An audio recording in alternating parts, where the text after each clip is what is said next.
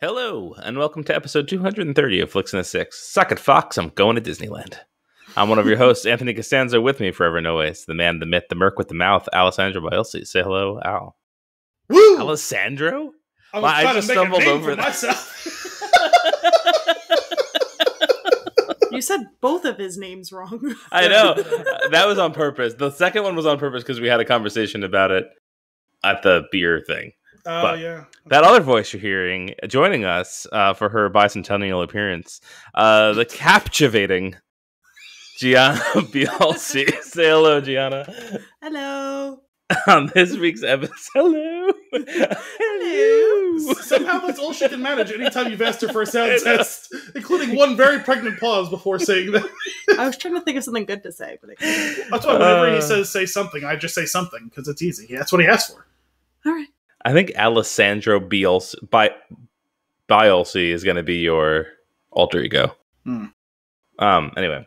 Southern. I gotta be honest, I'm very surprised, considering there was, like, a very specific line about him putting away his, like, sweaty pecs at the end of the movie, that wasn't what you went with for the intro.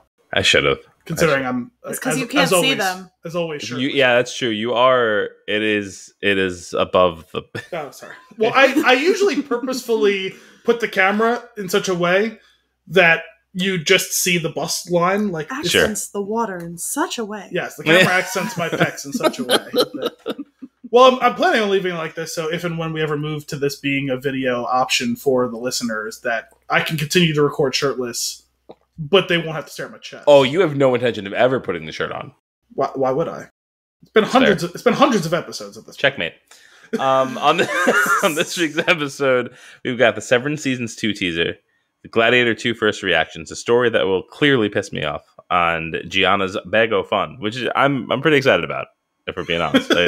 I'm looking forward to seeing what topics you brought for us today. All before diving into our... What'd you say? Probably none you'll be interested in. No, I'm very excited to talk about it with you. It's okay. We gotta expand our horizons, broaden the audience. I don't know if you've heard, but we're listened to in 50 to 100 countries. So it's Gen Z fun. Exactly. All before diving into our flick of the week, Deadpool and Wolverine. But first, Al, what's on tap? Well, this is courtesy of Gianna, and also Gianna's friend, and also Newburgh Brewing. It's a perfect collaboration. Shout out to Ethan. Hi, Ethan. It's a perfect collaboration for this show. We're drinking a Newburgh Brewing beer. Now, we usually try not to do back-to-back episodes with the same brewery, but it was too perfect to do these, like, sandwiched around these two specific instances. This is a Newburgh beer I've never had before, and it's been around for a while. I don't believe I've ever even seen them sell the cans in the tap room, but I might have just missed them. But this is an exclusive beer that they make for...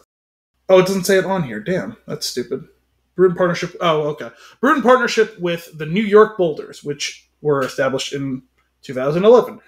They're a minor league baseball team in Rockland County. Do you know which affiliate they are? We probably should have looked that up.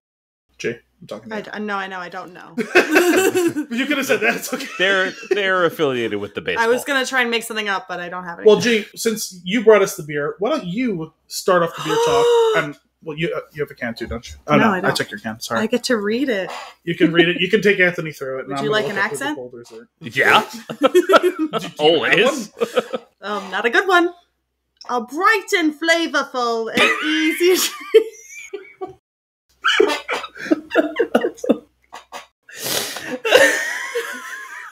Usually her only accent sounds like a terrible impression of Nadja from What We Do in the Shadows, and then she just took out this horrible British accent. I don't know where that came from. It's Mrs. Doubtfire, but no, it's not Mrs. Doubtfire, and it's not Mrs. Featherbottom. What it was the terrible British accent the girl does, and just go with it. All right, fair enough. Bright and flavorful, easy drinking IPA that pairs perfectly with every Boulders win. No.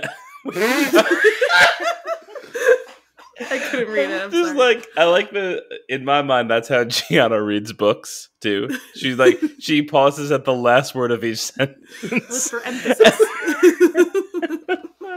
Amazing. I want to point something out on this can. Above the baseball, there's a heart. Much like the heart that is part of Newburgh's own logo. What can do you have? It's a very subtle heart. Same one that you've got right there. That's the one you gave me. I'm sorry. We got our little fancy robot playing some baseball. He's got a hat. I like it. I always like Newburgh's cans. Shall we give this one a taste? I was wrong. This is not a minor league team. This is a semi-pro league. Oh. This is a semi-pro team.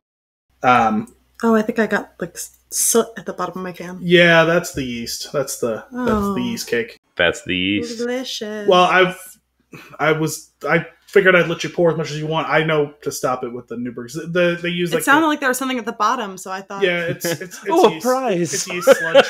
It's just yeast. It's yeast sludge. It's like pulpy orange juice. Yeah, delightful. All right, so we want to try this. Yeah, cheers. Cheers. Not so much now. I don't want to try it. Thank you for asking. Not anymore. I have to say, this India Pale Ale is not that India or pale. Well, it's pretty pale, but it's not that India. Actually, it was pretty good. There's another one here if you want to drink. No, but I was expecting to hate it. I was expecting you to hate it too because I thought it was going to be more aggressive. I like it. No, it's not that it's bad. It just wasn't as hoppy or bitter as I expected. Yeah, there's no. I feel like there's no semblance of IPA there though. There's maybe like some of like the juicy notes of the ones that we like, but none of the other characteristics. It's mostly pale and it's fairly ale, but it's not very India. I taste India in my drink. A perfect description. I like it though. I'll go. Oh, it's definitely drinkable. It is, I guess, perfect for a ball game where like you could knock back a few of these and not realize you're doing it. And this is what 5? It's at yeah. I don't know. Yeah. Gianna was responsible for that. 5.0. This is sorry, not 5. 5.0. Get it right. Be specific. I was looking up the info before. Did you mention that it came in a pint, which we love? I thought I was just reading. Damn it, Gianna! I didn't know. Wait, I can give you more. Just gonna read the government warning. According to Surgeon General, women should not drink alcoholic beverages during pregnancy because of risk of birth defects.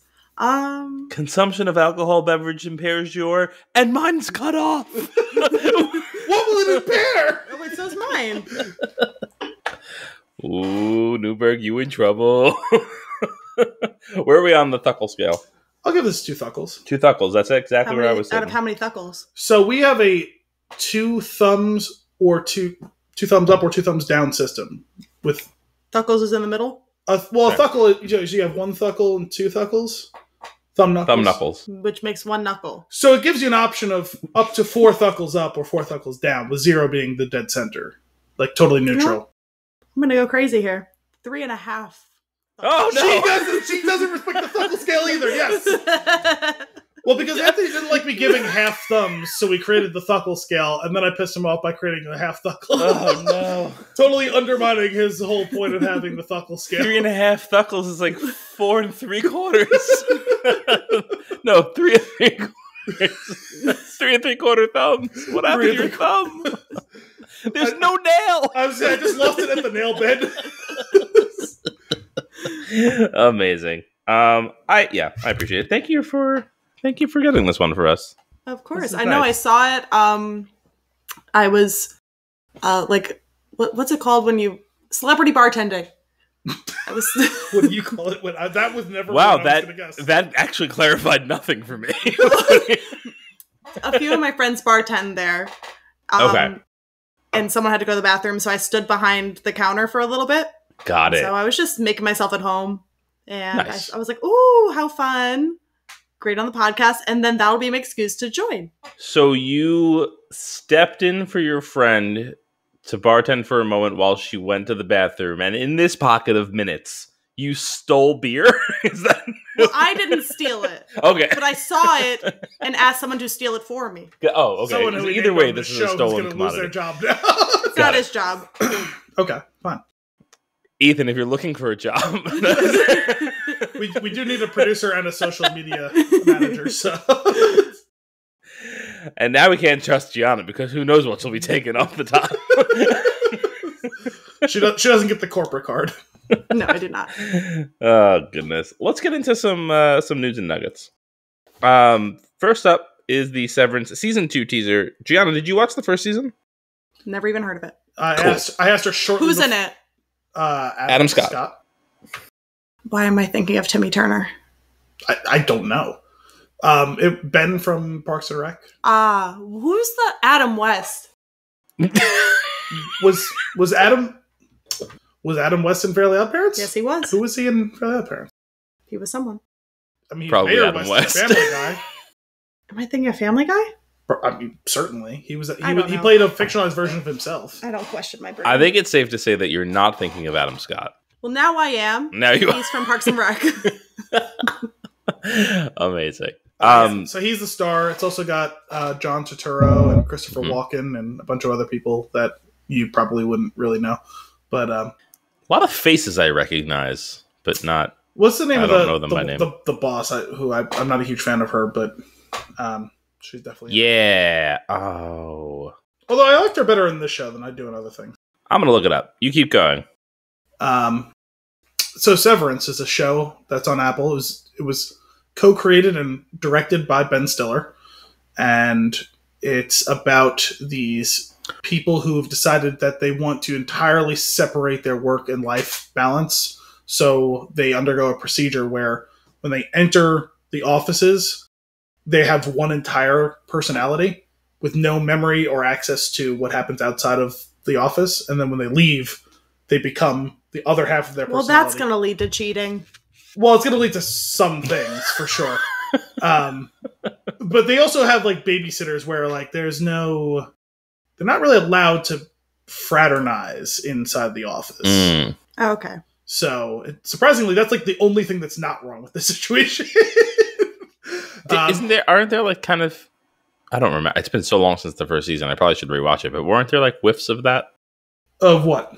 Of cheating? Fraternization, yeah. Well, without getting too much spoilerization, one of the characters is kind of, I guess, encouraged to leave the office because of fraternization, right?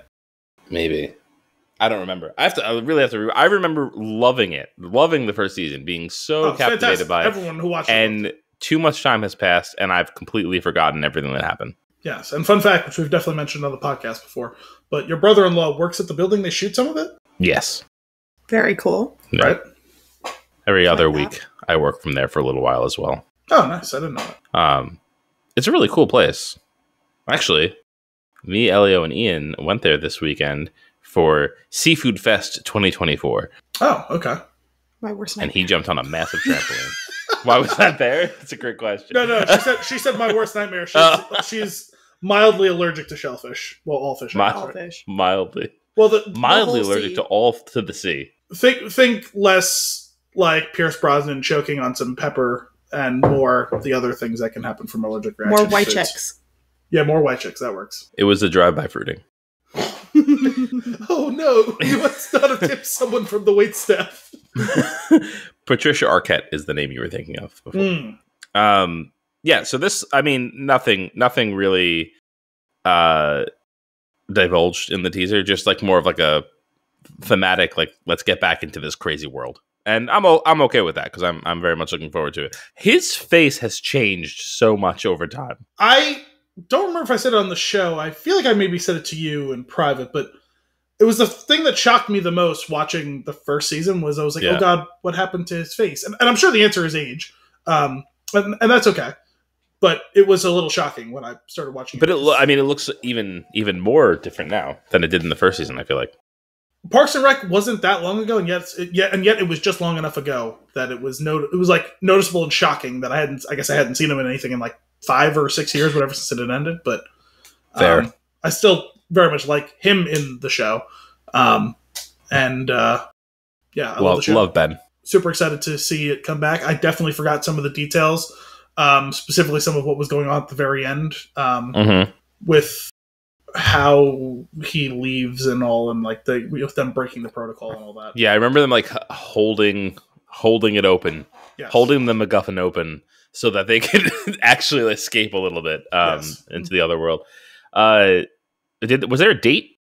I think it's January 17th. Right. Okay. Cool. That's exciting. Exciting. Apple TV, a lot of good shows. I think we briefly touched on this last week, but or whenever we recorded. A lot of great shows on there. More that I like that are on my list that I'd like to get to eventually. More on that later. Yeah.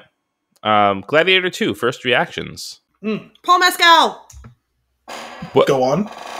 He's attractive. Oh.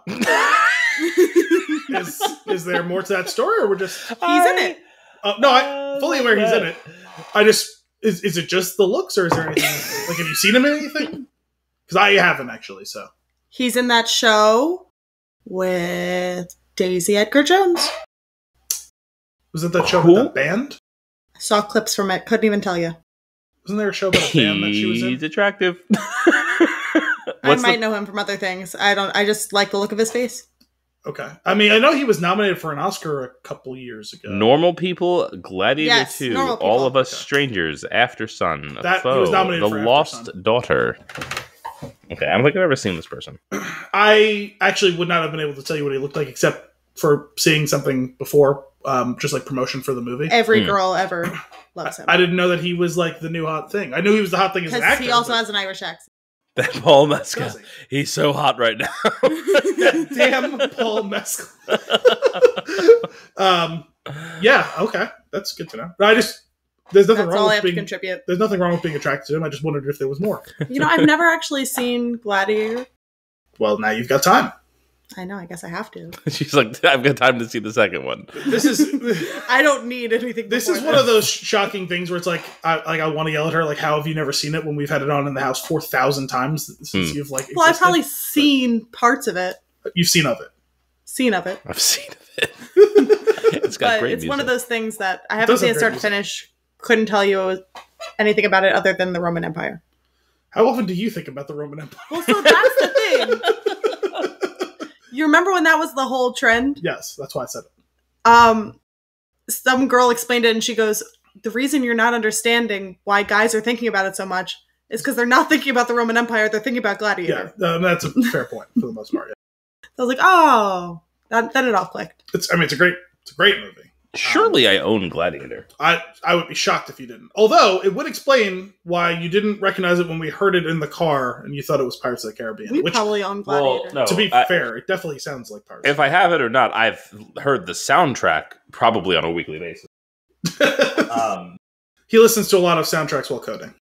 Oh, that makes sense. Because there's no lyrics. That's always have been it. a thing. I do have it. We're good. Okay. Well, I had an ex-boyfriend that told me he listened to the Star Wars I mean, Anthony probably listens to while he Star Wars works out. I mean, listen, maybe one of the big fight scene songs while you're Duel of the Fates. That just seems a little Battle of the Heroes. scary. Let's get... I mean, listen, the best listening to representation of that of all time was in Dexter when she asks him what music he listens to while driving, and it's just like marching band music or whatever. It's a weird thing alarming. to do. Yeah, I mean, he's a serial killer, so. This is from spoilers. A couple days ago. This is on Deadline from a couple of days ago. Gladiator 2 first reaction called Ridley Scott's sequel, quote, unhinged. Quote, deliciously cinematic. Is this a Russell Crowe like tie in there? Isn't that the movie that just got like re-released with him? Oh, something like that, yeah. Deliciously cinematic and Machiavellian. Can't believe Ridley pulled this off. Are you not entertained? Because just about everyone who's seen Gladiator 2 is taking to social media in praise of Ridley Scott's highly anticipated sequel. Although at least one viewer argued that the follow-up is largely uneven and lacks the emotional punch of the first film, many of the first reactions to the film are raving about the epic Roman opera, as well as buzzing about Oscar attention for Scott and star Denzel Washington, following a special screening Friday on the Paramount lot. Discussing film managing editor Andrew J. Salazar might have been one of the most critical, but even he had good things to say about Scott's direction. Quote, Gladiator 2 works best as an acting showcase for Paul Mescal, Denzel Washington, and Joseph Quinn. It's largely uneven and lacks the emotional punch of the first film. However, Ridley Scott's direction is unhinged, framing this as an epic Roman opera. The visuals get the job done. 2 times unhinged. Well, that was the same pull quote. Oh, sure. Gillian Chilingarian, co-founder and editor of Off-Screen Central, called the movie an absolute triumph. Adding in the post, Ridley Scott places you in the action of the arena centered on legacy and honor, amping up the blood battles and biceps for something so deliciously cinematic and Machiavellian. Pedro Pascal, Paul Mescal, and Joseph Quinn certified movie stars. Pedro Pascal and Paul Mescal. Love that. Yeah. That was the other one I thought was in it, but I thought the rhyming seemed too good to be true. Okay. Pedro Pascal, he's attractive. I mean, very attractive man. Not Not much more to say on that. While reading this before, when I was like just reading this to put in the show notes today, you guys are both Office fans, right? I know Gianna is, Anthony, you are as well. While reading that, I was just thinking of that stupid scenes, and I wanted to say blood, battles, biceps. Alliteration aside, this excites me.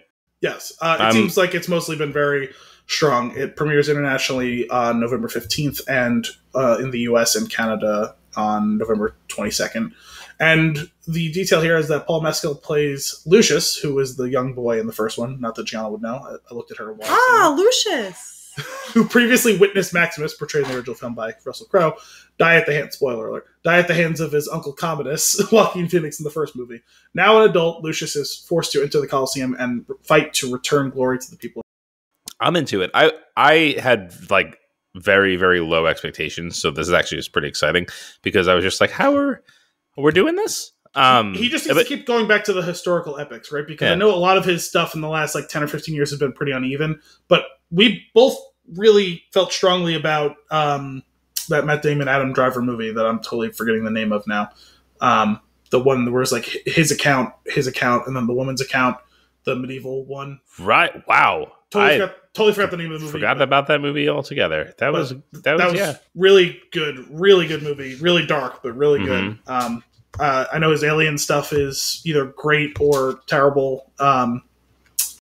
He's definitely done other movies that I've seen. He's done movies. For sure. He's for sure done movies. Yeah, but I'm happy to hear that it's getting positive reception because I'm in the mood for like an epic. Oh, he did what's it called, didn't he? And that one was kind of so-so, I guess. He did Napoleon. He did Napoleon, which is also. Oh, I didn't see it. I heard terrible things, but I did not see it. Yeah, I didn't think it was terrible. It wasn't great. I liked it. I didn't like it as much as I wanted to. It definitely had like aspects of it. Like, I mean, the guy just flat out knows how to do large scale battles of like of a time, and some of those fight scenes were pretty fucking incredible.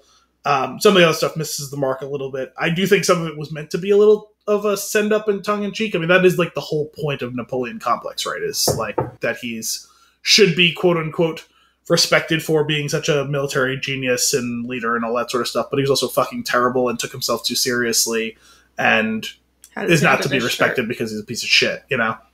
Like he is one of the quote unquote complicated legacy people. Like you could appreciate in a vacuum some of the things that he achieved while also recognizing that he was a total piece of shit, you know? Yeah. All right. Gladiator. So we're all going to see it. Various reasons, but we're all going to see it. I mean, I'm sure. I'm guessing Mike, not you, Mike. I'm guessing Mike, Gianna's boyfriend, has probably seen Gladiator and likes it. Something you could sit down and watch with him, or we could all watch. I mean, pretty much everyone signed up to watch it. So you're seeing it for Ridley Scott's Roman epic. Yes. Gianna is seeing it for Paul Mescal. It's something for everyone. And I'm seeing it for Pedro Pascal. Okay. No, he's. I'll take him. All right. So next we've got a story that will piss me off. Oh, okay. I'm assuming it'll piss you. It's the Blade one. No. That'll probably piss you off too. So we've been talking some over the last few months about movies that maybe or maybe shouldn't be made and what the inspirations for them are. So here's a story on Variety from last week. Live-action Viewmaster movie based on 3D image toy from Mattel in the works. Why? Because they all want to be Barbie. That's a big part of it. 100%. They were confirmed for like a ton of movies after Barbie came out. Okay. Mattel. Yeah, I mean, that makes sense. And Hasbro's done some of those as well. But I mean, I'm sure there's 400 other things that would actually sound like a potentially good idea ahead of Viewmaster. Well, I gotta be honest. Like wait, I'm sorry. Style, I'm thinking of like that viewfinder that you put the thing in and click. Yes. That's what this is? And we were talking about it on the show a few weeks ago, weren't we? Or maybe that it was toy? Yes, or maybe it was when we were at Beer Fest. But you and me definitely talked about this, which is what caught my eye and why I included it in this. It was like for whatever weird ass reason, we were talking about the Viewfinder. Or Viewmaster. I can see them making it like super artsy.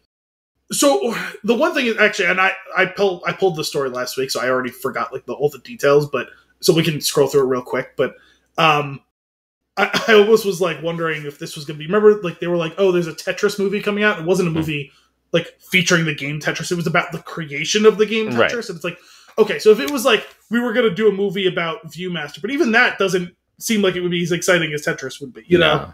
No. I'm going to scroll through this real quick. Mattel, the toy company behind Barbie and Hot Wheels, is developing a feature film about the stereoscopic image device Viewmaster. The live-action movie will be developed by Sony Pictures, blah, blah, blah. Viewmaster has been around since 1939. In a press release, Mattel described the toy as a, quote, popular childhood staple for generations. One that has taken its fans all over the world with its 3D image reels, creating worlds of imagination and storytelling for every adventure. I think they're giving this thing a lot of credit. How this will translate to the big screen isn't clear yet, though the movie is billed as a 4-quadrant family adventure. What does that mean?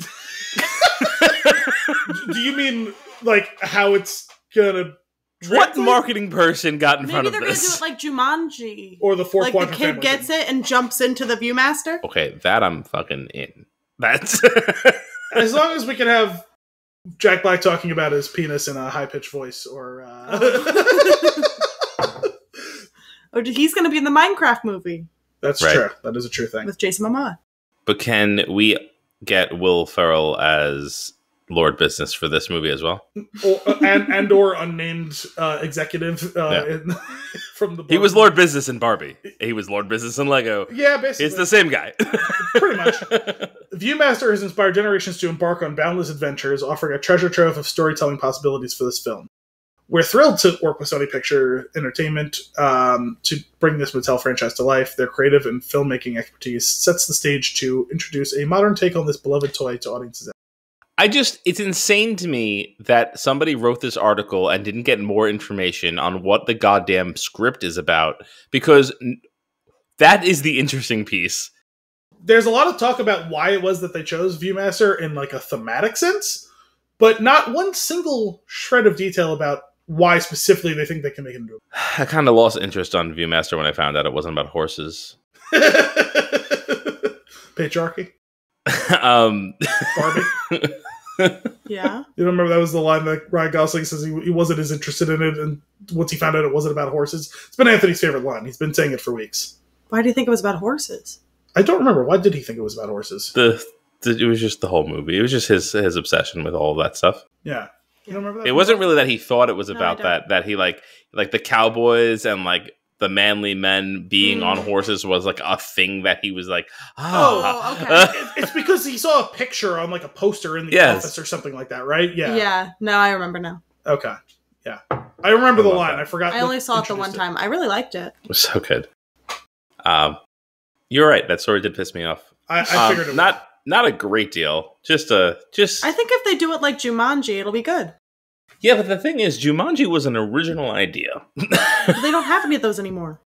Why do you think there's Gladiator 2? I mean, to be fair, even Gladiator was like based on historical events. Exactly. Very loosely. Yeah. It was based on historical. I want to go. I'm excited. I'm excited for this next segment. Gianna's is it my segment? Yeah. Well... Is this a filibuster? She almost tipped over on the computer chair. All right, well, I have options. Okay, give it to us. Okay, I'll start with the first one because it's the most relevant. Okay. All right, so Dancing with the Stars this season. Okay. Who's on it? Well, so this specific part is about Danny Amendola, player on the Patriots. Okay. I don't know, he isn't anymore, but he was on the Patriots. He did a dance this week. Well, because this week is themed Disney Week. Okay. Because I guess isn't ABC owned? ABC. No, ABC owns Disney. It's all part of the same company. Yes. Whatever. So Disney. It's safe to say Disney owns everything. Yeah. Yeah. So Danny Amendola and his partner did their dance to Deadpool and Wolverine. Oh. Okay. All right. Yeah. That's awesome. They did it to Bye Bye Bye. Okay. Amazing. And that he was dressed as... Promoting synergy. What? Promoting synergy. Okay. I don't know what that means, and I won't respond to it. You never saw that Lonely Island song, Synergy, Like a Boss? Yeah. That was one of the things when he was like talking about all the things he does in his day. It's like, promote synergy is like one of the lines that he like throws out there. I just have to quick note on this. I pulled them up. I pulled up the visual. Okay. They did a dance to a song heavily featured in the opening of Deadpool and Wolverine. Correct. On ABC, owned by Disney. Yep. And he made his own outfit, because why does it just not look like the costume? I don't know. Anyway, it was red and black. That's right, exactly. It looks like it was made at Joann's. Like, I don't understand. Yeah, his mommy made that for him. But yeah, he was Deadpool. She was Wolverine, and he went and he kissed the camera at one point and went like this. Nice. And that was all I had to say. Did they dance fight? They did dance fight. Nice. Did he beat anyone to death with a spinal column? I did not see any of that, but I only saw a clip. Okay. Awesome. All right. What else do I have that actually would be interesting? But you can rapid fire them. Sometimes you can do all of it. Sometimes I said to Anthony, "Hey, I've got something. We might talk about it for 90 seconds." This is sports related, but in my mind, so it's not a lot of information that I have. It's okay. Anthony doesn't like sports. Yeah. I know, but I find this interesting. Okay. Because I don't like sports either. Sabrina Carpenter has a curse going on right now. Okay. Big pop star. Every time Girl Meets World Star, but okay. Oh. Was she in that? Yeah. Okay. I didn't watch that show. I know of her as a pop star. Although I could not name a... No, Girl Meets World was the sequel, spin-off, prequel, whatever, right? Girl Meets World was certainly after both of our times. I think it was after my time watching. That was like a few years ago, right? Yeah, it was a couple years ago. Okay. But yeah, she has a curse going on right now. Okay. That every time she wears a jersey for a team, they do terrible. She's the new Drake. So she wore a Did Drake pass it to her, like in The Ring?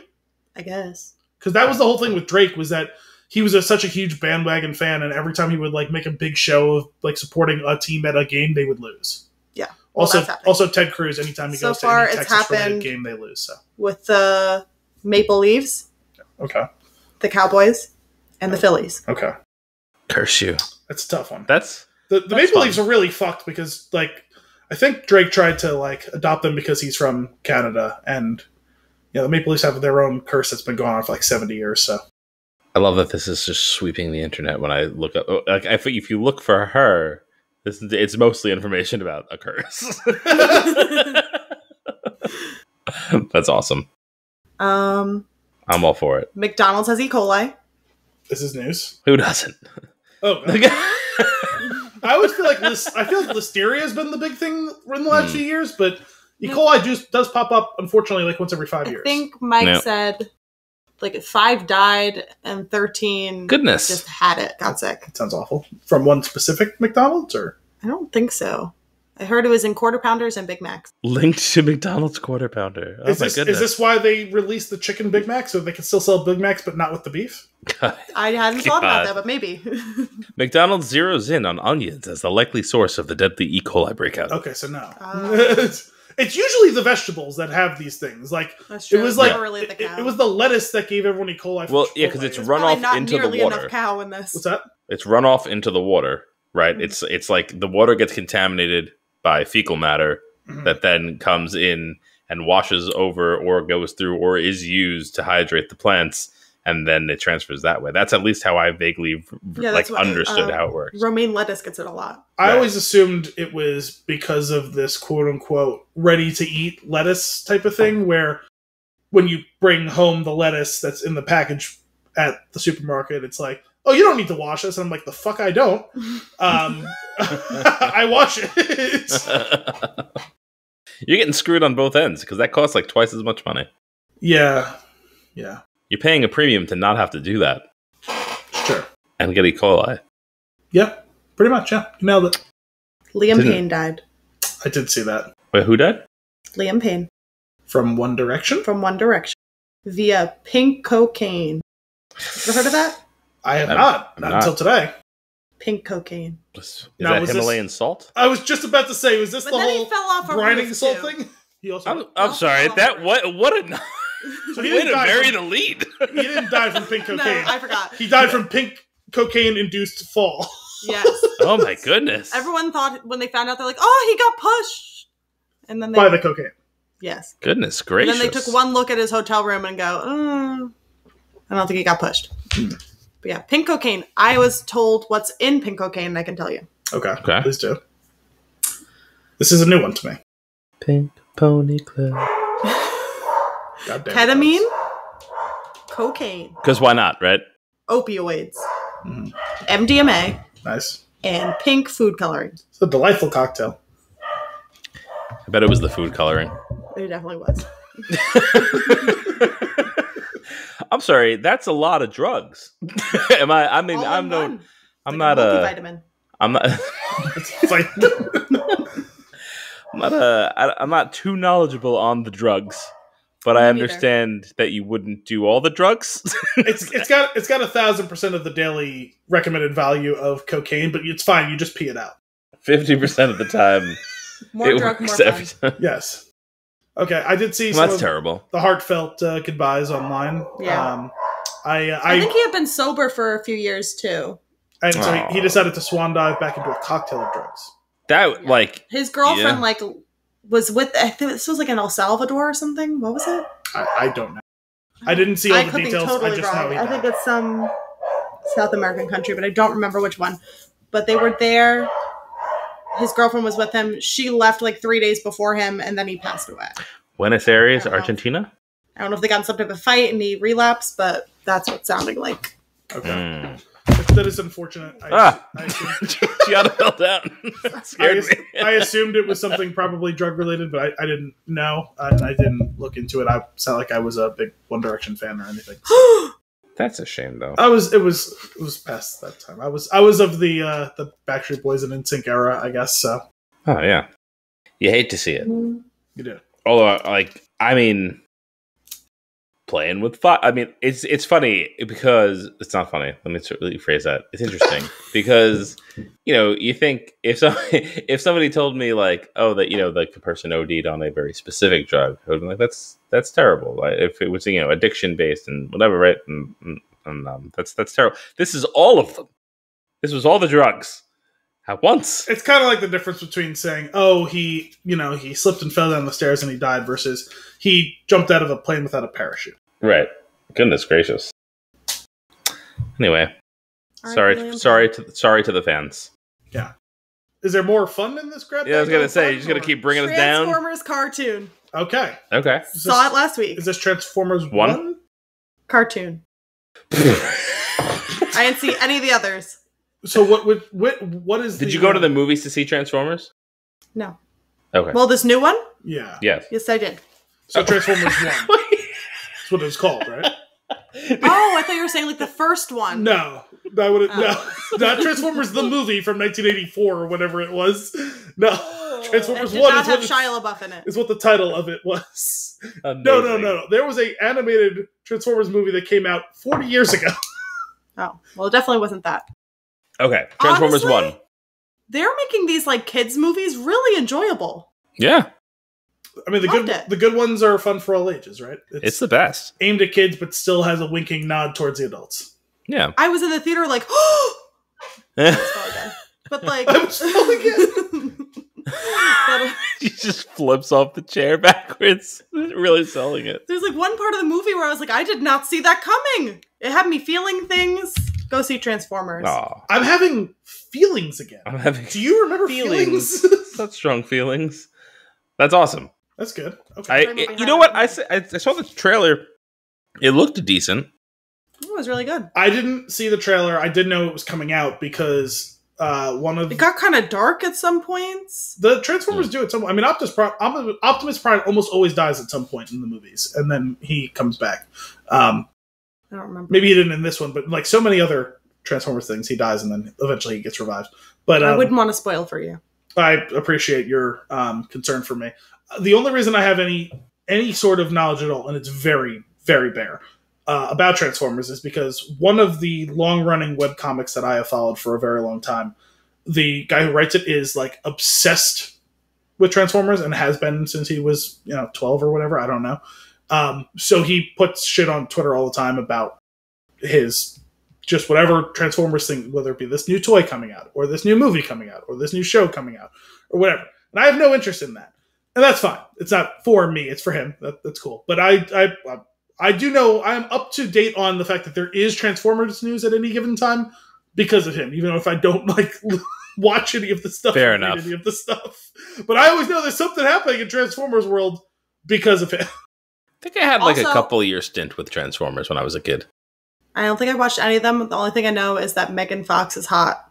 She is. That's all I know about. And she's got weird No, thumbs. you got to go back to you have to go to the Gianna phrasing and tagline. Megan Fox, she's attractive. You know, she's got weird thumbs, and she fixes cars. That's all I really know. What's wrong with her thumbs? Look it up. Look up Megan All right, Fox all right. thumbs. Twist my arm, why don't you? She's got hammer. The last 5 Google searches that I have right now. Pink cocaine. There's a Google engineer or something somewhere scratching his head like, what the fuck? What am I looking at right now? I would assume thumbs. Is that Have a you seen thuckle? them? Is that a thumb? She's got a permanent hitchhiker's thumb. That's 3.5 thuckles. That is Oh, is it like A hammer did she like thumb. lose part of it in a smelting accident? In an unfortunate smelting accident? She was a logger. She's using those huge bandsaws that push the huge logs through. It was like one of those things where girls around the world were like, Megan Fox is hot. She's got to have something wrong with her. They saw her thumbs and go, finally. Her thumb is her Achilles heel? Her Achilles thumb? Yes. I'm not even. All of these pictures are so bizarre that like they look like they did something to the pictures. And none of these pictures include a picture of the vial of blood from Machine Gun Kelly, right? I love how one of them it's a side-by-side picture, right? And it's like of just the hand and it circles the thumb and it looks like really weird and like messed up. And the other one is like a circle around her hand, but it's like you can see her, so her thumb is very small. But if you zoom in, thumb looks completely normal. so I feel like the second picture is just not her hand. There's like this infamous picture Is this like one of those urban myths? with her hands on her face. I think I see what you're talking about. Yep. Yeah. There it is. That's it almost. Tell me that's not a weird Okay. thumb. I guess I could see.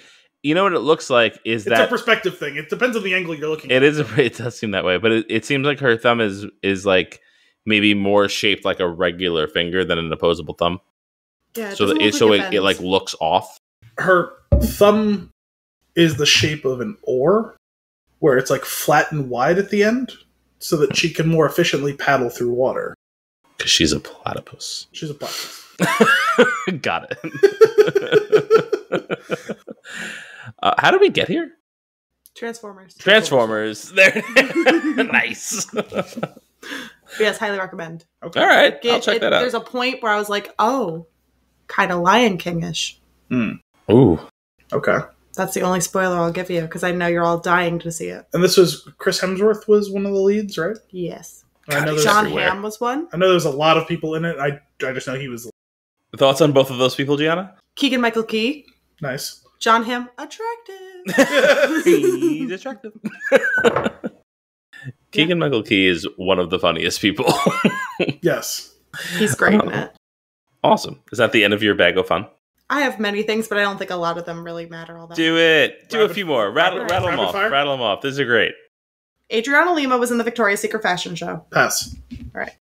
Also, she's attractive. Attractive. Okay. Well, that was the thing. Was, Everyone was said there she more? wasn't. Was there more to the story, or just that she was in it? Was there Well, something so this is our noteworthy? first time walking a runway after having babies, Ah, and everyone was like, "Oh, she looked amazing." good for Sure. her. Anyway, Smile 2. Okay, we could talk about that. Any interest in I am angry. about? Oh, So you're not smiling. I am not smiling. I'm mad at every movie right now, and their stupid trailer. I feel like I've seen the whole movie. oh, it's one of those. Yes. Gianna's joining my club. What was it? The smiling or? Just all of it. There was like, I saw the first trailer a few times. I was like, oh, okay. I get. And then finally, I saw one where I'm like, Oh, so I Yeah. know what happened. When you see like 10 different 3-minute trailers for a movie that's 90 minutes. Yeah, that's my point. I'm like, what's the point of me seeing it now? Just give me a hate synopsis. Also, That's crazy. Naomi, last name, the star of Smile 2, Chameleon. Because I saw her and I saw the trailer a million times, and I was like, Chameleon? yes, I did. Not her last name. Yeah, her name's not Naomi Chameleon. I promise you that. No, she's one of those acting chameleons. This happens to me every once in a while. Where I was like watching the trailer a million times because it's just been everywhere, and I'm like, I know her, and I can't place why. And I do know her. She was from Aladdin and Power Rangers movie, which I didn't see, but I did remember seeing the marketing for. Charlie's Angels. Lemonade Mouth. Oh, Power she Rangers. was in the... Another side note too, every time I saw the trailer pop up, I got really excited thinking there was going to be a Lady Gaga documentary. It's not. It's Smile 2. Okay. That's not what it is. It's not what it is. Well, that's the thing. It's like the blonde hair totally threw me. It was like Clark Kent putting on glasses and no one recognizing Superman. Like the blonde hair. I was like, who is this actress who looks so familiar? But I just would never be able to place her in a million years. So finally, I got fed up and looked up the movie to see who it was. I was like, oh, I fucking know her. It's literally just the hair color. That's why I didn't recognize her. Jesus. For a while, I had face blindness like this with Florence Pugh for a while. Where there was like 3 or 4 different roles that she was in, and I was like, "Who is she? She seems so familiar." Well, like, oh, there was her. also a while she was having a moment. She was. Florence Pugh was having a moment. Still is. Still is. She's on the tail end of the moment. What moment? No. That's not a criticism. It's like where she's in everything, like every month a movie or something. You have a moment. She just had a movie come out. No, you don't understand. No. You have a moment where it's like you're in everything for like an 18-month span. And then, like, you just continue to have your career. And then, like, you get another spike where you're in everything for 18 months again. Like, you're having another moment then. It's not a criticism. It's not trying to downgrade anything about her. It's just, like, she had a moment where she was, like, Midsommar and Black Widow and that Don't Worry, Darling. Where, like, that was all part of that moment.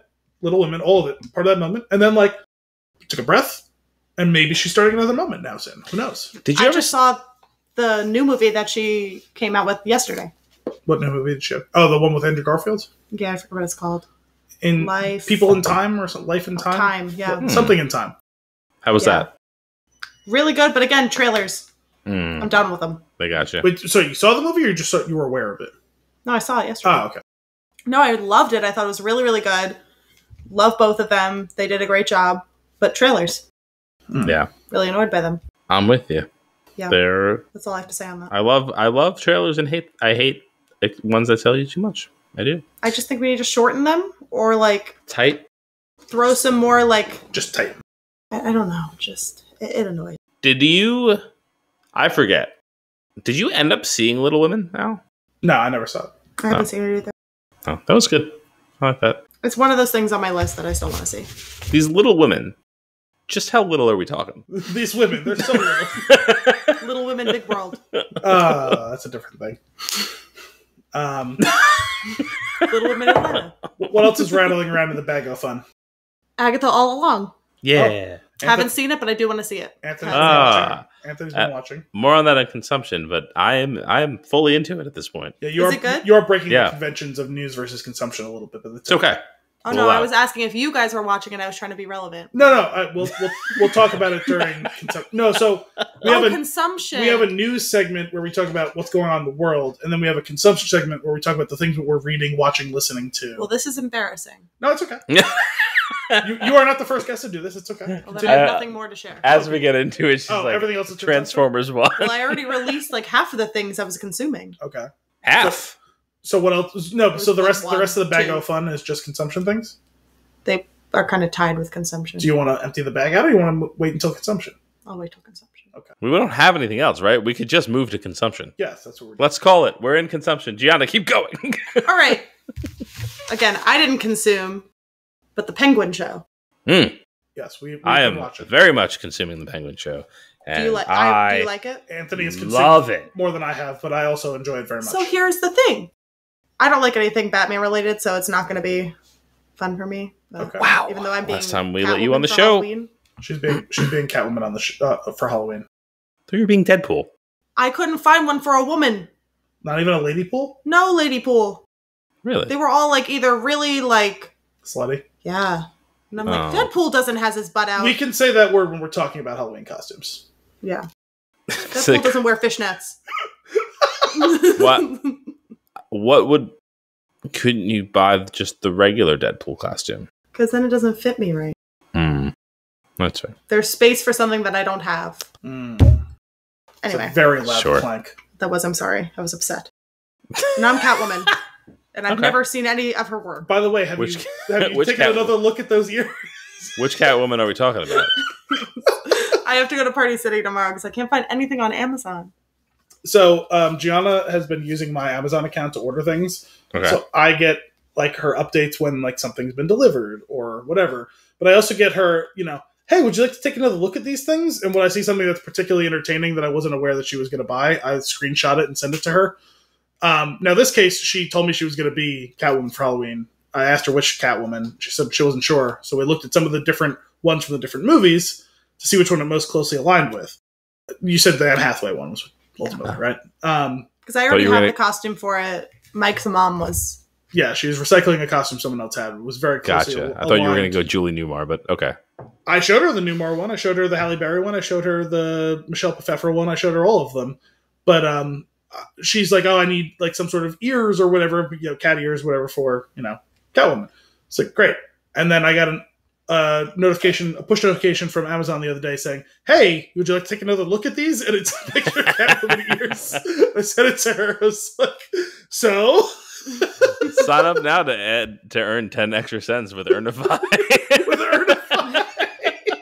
So I screenshotted an email I got today and sent it to Anthony. It was an email from Amazon telling me to link my Amazon account to my Earnify account to like earn 10 cents off or whatever from participating gas stations. I was like, I'm sorry, Earnify? I was like, I said, I left it unremarked upon when Shopify, all the ads were on podcasts, but I draw the line at Earnify. I have to say something. I'm wondering if it's like when tow truck companies or mechanics all put A's in front of their... like 37 A's. So is it a phone book situation? Yes. Yeah, I'm wondering if it's like that. So when you type in Spotify or Shopify, Earnify will also pop up in the App Store. Well, I was thinking more like, you remember the Captain Crunch commercials? Crunchitize me, Captain. I'm thinking like, Earnify me. Most likely has to do with all of the domains have been bought.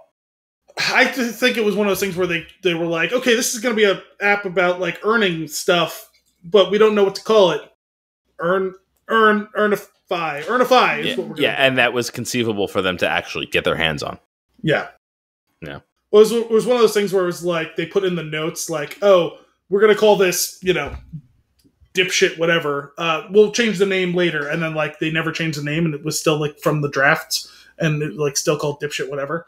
And it's like, oh, that's funny. Like, yeah, that's cool. Yeah. We'll just call it Earnify and we'll fix it later. And it's like, did anyone come up with a better name? No, let's just go with Earnify. No one came up with a better name. We'll fix it in post. All right, so Catwoman. Wait, let's continue with the Penguin. Anne Hathaway Catwoman. Let's continue with the Penguin, right? Because that's what Penguin. She brought up initially. Yeah, I don't really have much on it, but there's been a big debate, which not really, because mostly I've heard people love it. Yes. But I walked into a conversation at work a few weeks ago, and all these dudes were lined up being like, of all the Batman villains to get a show, why did they pick the Penguin if this is sucks? They are not Batman fans. That's why. Probably fair. They're fly-by-night Batman fans. The Penguin is a very interesting character. Penguin. No, it's Colin Farrell. I'll say I might have mentioned it. I don't know if I did this on the show with you or not, Al, but my only issue at the beginning was I was not a fan of the casting of Sophia Falcone until the third episode, where I was like, goodness gracious, what a performance. And now I'm totally bought in, and I'm a little bit annoyed at some of the early writing of her character, but now it's better. I think they were holding something back so that they could have a reveal. So maybe I'm a little bit annoyed at the direction. I'm annoyed at something because it made it seem like she wasn't the right choice, but she was the right choice because, whoa. The only other thing I've really seen her in was Palm Springs, and I liked her in that. Obviously, wildly different role. spoilers for a show that is now, I don't know, 10, 15, 20 years old. Over. I don't know. When did How I Met Your Mother end? Like 8 years ago? I don't know. She's the mother. I did see that. I had forgotten that. Yeah. Oh, Gianna's watching it. I finished it already. Oh, okay, good. No. But I don't know. It's excellent. It's so well done. Yeah. So captivating. The world building is fantastic. I mean, I know they had a lot of groundwork laid with the Batman and the script for that and how they actually, but like this actually feels way more lived in than that. And that world was pretty well established in that movie, but this feels like so much more. And considering it takes place after the events of that, like to be able to kind of construct that whole world around it in the wake of a crazy attack, it was just really, it's also impressive. Shockingly, there's a sun occasionally in the show. There's occasionally sun. Yeah, you're right. And poor Colin Farrell stuck in that fat suit. Yes. So you haven't seen him?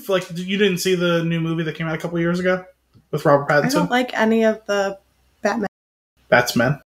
The Batsmen. But yeah, the movie was really good. It is very long. It is no question. It is probably a bit too long, but really good movie. The show is really, really good. They're just all really dark, which I get it, but it's not for me. I respect that. I like a Spider-Man. Yeah. So fun. No, those are never dark. I mean, the Tobey Maguire ones were. I mean, the Andrew Garfield one is like the emo shit. Andrew Garfield. He's attractive. also, his girlfriend snaps her neck in that. Spoiler. Yeah, she does. Dark. Finally ending the Emma Stone millennial cringe. What, ending what? Emma Stone's millennial cringe. Was that a thing? What was that? Explain. She's just cringy. Is she? A millennial. Oh, because she's millennial or just because she's Emma Stone? It happens to be. Maybe a combination of both. Okay. I didn't know that was a thing. The millennial cringe? I'm going to need more context. Yeah. More specifically. Inform us. Catch us up. So all millennials are cringe? I mean, I have heard that. It's mostly women. Okay. It's the cat meme. Yeah. What are the cat memes? Was she a cat memer? I don't know. She's just cringy. She just has that energy. I don't know how to explain it. It's just an aura. Gianna, why do you hate women? Mike tells me I hate Emma Stone all the time. There's something here. Kim hates Emma Stone. Why? I thought you did too. Isn't that what I just heard? No, I like what she's saying that was like the end of her. As a person, I can't watch her. Oh, I thought you were saying that movie ended the phase of her cringe and like she like moved, like graduated past. No, she's gotten worse. Oh, okay. Ooh. I saw her in an interview talking about Chapel Roan, trying to connect with the youths. Shut up, Emma Stone. You're old. Wow. I forgot to inform you that she's like Anthony's age. She just annoys me. I don't know. She was like Chapel Roan sings Pink Pony Club. But Anthony, you're fine because you're not a woman. No. Wow. See? I've got you so firmly trapped in this corner. No, so here's what it is. Okay, go on. Educate us, young person. Chapel Roan we're rose to fame in like March or April. Yeah, it's been quite the shooting star burning too brightly situation. I still love her. Shut up. I'm just making an observation, not a judgment. Love her. Think she's amazing. All of her music is fantastic. Yes, HOTTO. HOTTOGO. And, everybody's loving her. Everybody's loving her. Emma Stone is in like some interview or something in like August and just goes, they're like, what have you been listening to recently, Emma? And she goes, oh my God, have you guys heard of Chapel Roan? She's fantastic. I just discovered her. Like, she's amazing. No, you didn't discover her, Emma Stone. The whole world did months ago. Well, you're old. I would have interpreted that as like she personally discovered her, not that she discovered her for Have you guys ever heard of her? The world has. Yeah. Everyone. I'll say the youths have. YMCA. At that time, the youths had just already been fully discovering her, but like it took the olds a little longer to. And Emma Stone even longer than that. I guess so. You're right. I had definitely heard of her before then. I only learned of her, I feel like fairly recently. Old! Yeah. You also have children. You're busy. But there's actually, I feel like there's a point in time where you take pleasure in the fact that I wasn't there at the beginning. just like, I got to it in my own time. I'm realizing my phone is vibrating and shaking the microphone. Yeah, I actually wasn't sure what that was. Okay. Yeah, okay. So I kind of get where you're coming from with the cringe thing now. I don't know. Just everything she does. No, that was a helpful cringy. example. That was helpful. That's not the only thing she's done. It's just one of the ones that...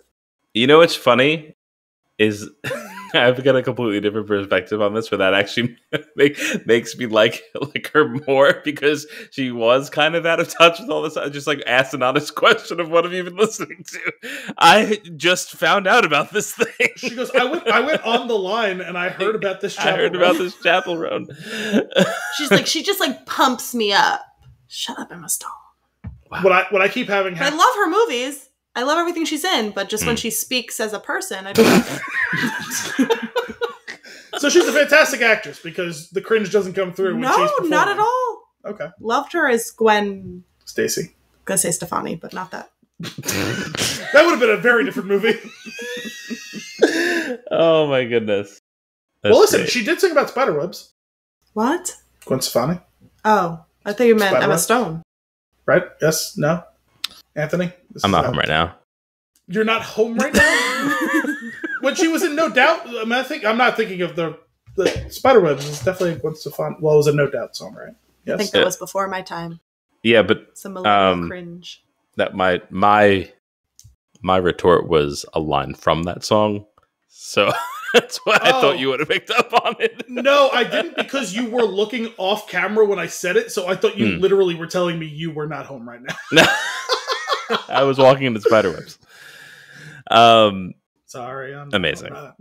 What else? This is great. I think Gianna should come on with her what is it? Bag of fun. Her bag of fun. Oh, all right, what else you got? I'm not home right now. What? What am I saying? Get the will. I had things before. This is why I have the notebook because I forgot to write things. Oh, the Menendez Brothers show. Oh, have you watched it?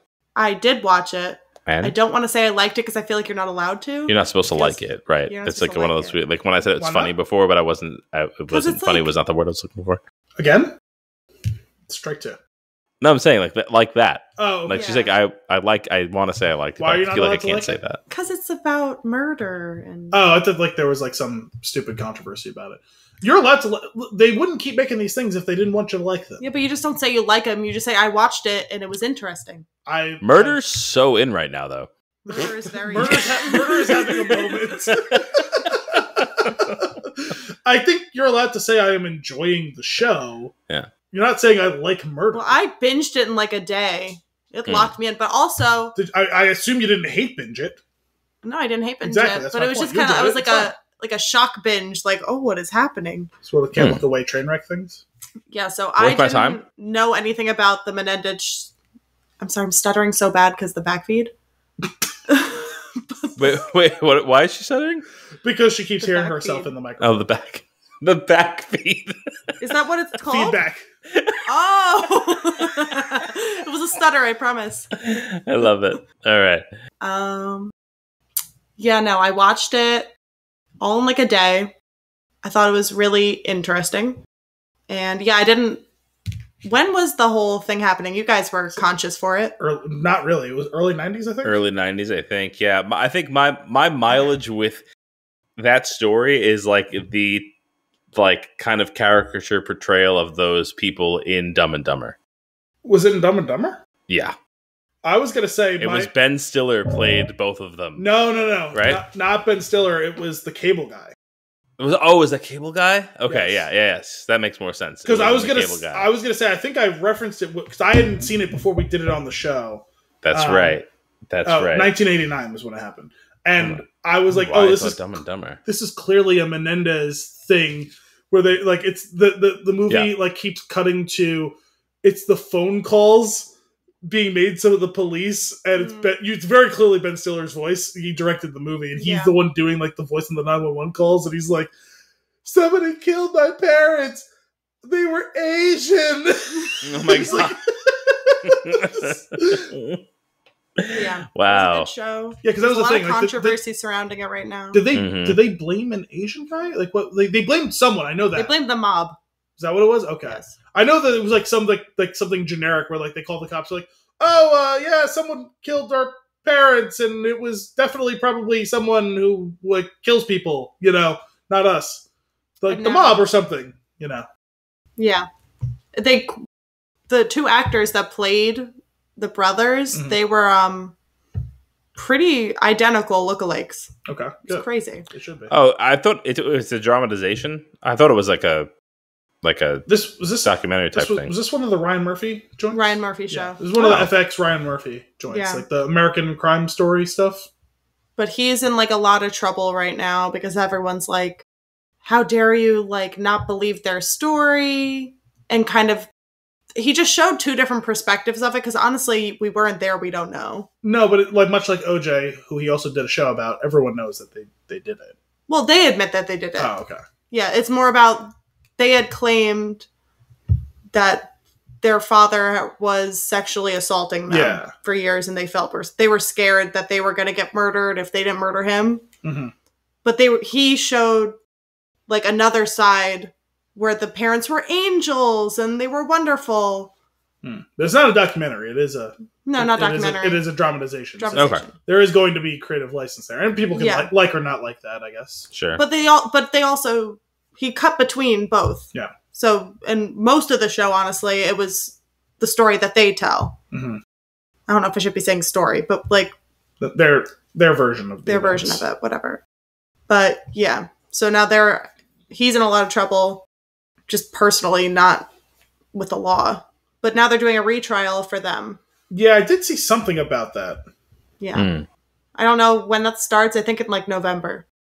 I don't know the details, but I did see something about them being in the what is it, like a new evidence come to light type of thing, or modern perspective? Is it a retrial or is it is it just like what's it called? Like what the hell's the term? I can't think of. Like to get out early, like the parole. Was it a parole hearing or? Well, they got life with no parole. Okay. No parole, so I think it's a retrial. So it must be an appeal or some sort of appeal. Maybe an appeal. I don't know. But I don't know. I was reading a lot of things. They kind of look like model prisoners. So that's exactly what they want. Could be. Right. I don't know. They both graduated college. They do all these clubs and stuff. I don't really know. I don't know. I'm not taking their side. I truly don't. I'm not taking anyone's side. I'm just reporting the news. I truly don't have a lot of detail on it. Like I said, I certainly don't remember. It happened a year before I was born. I don't remember even like any of the versions of the trial. I don't remember the OJ like killing, the chase. I don't remember the initial trial. I remember the civil trial. Mm-hmm. Not well, but I do remember it being like a huge news item at the time. Right. Because I think by then that was like 1997 or something like that. So to be clear, Gianna, no strong like convictions with regards to the Menendez brothers, but Emma Stone, out. Death row.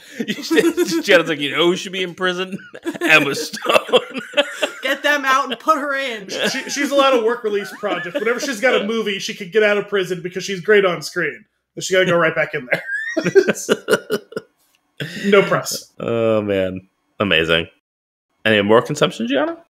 We've been watching some stuff. Or if you want, you can also sprinkle it as we go back. Yeah, we can go round robin if you want. I'll think if you guys have things you're consuming.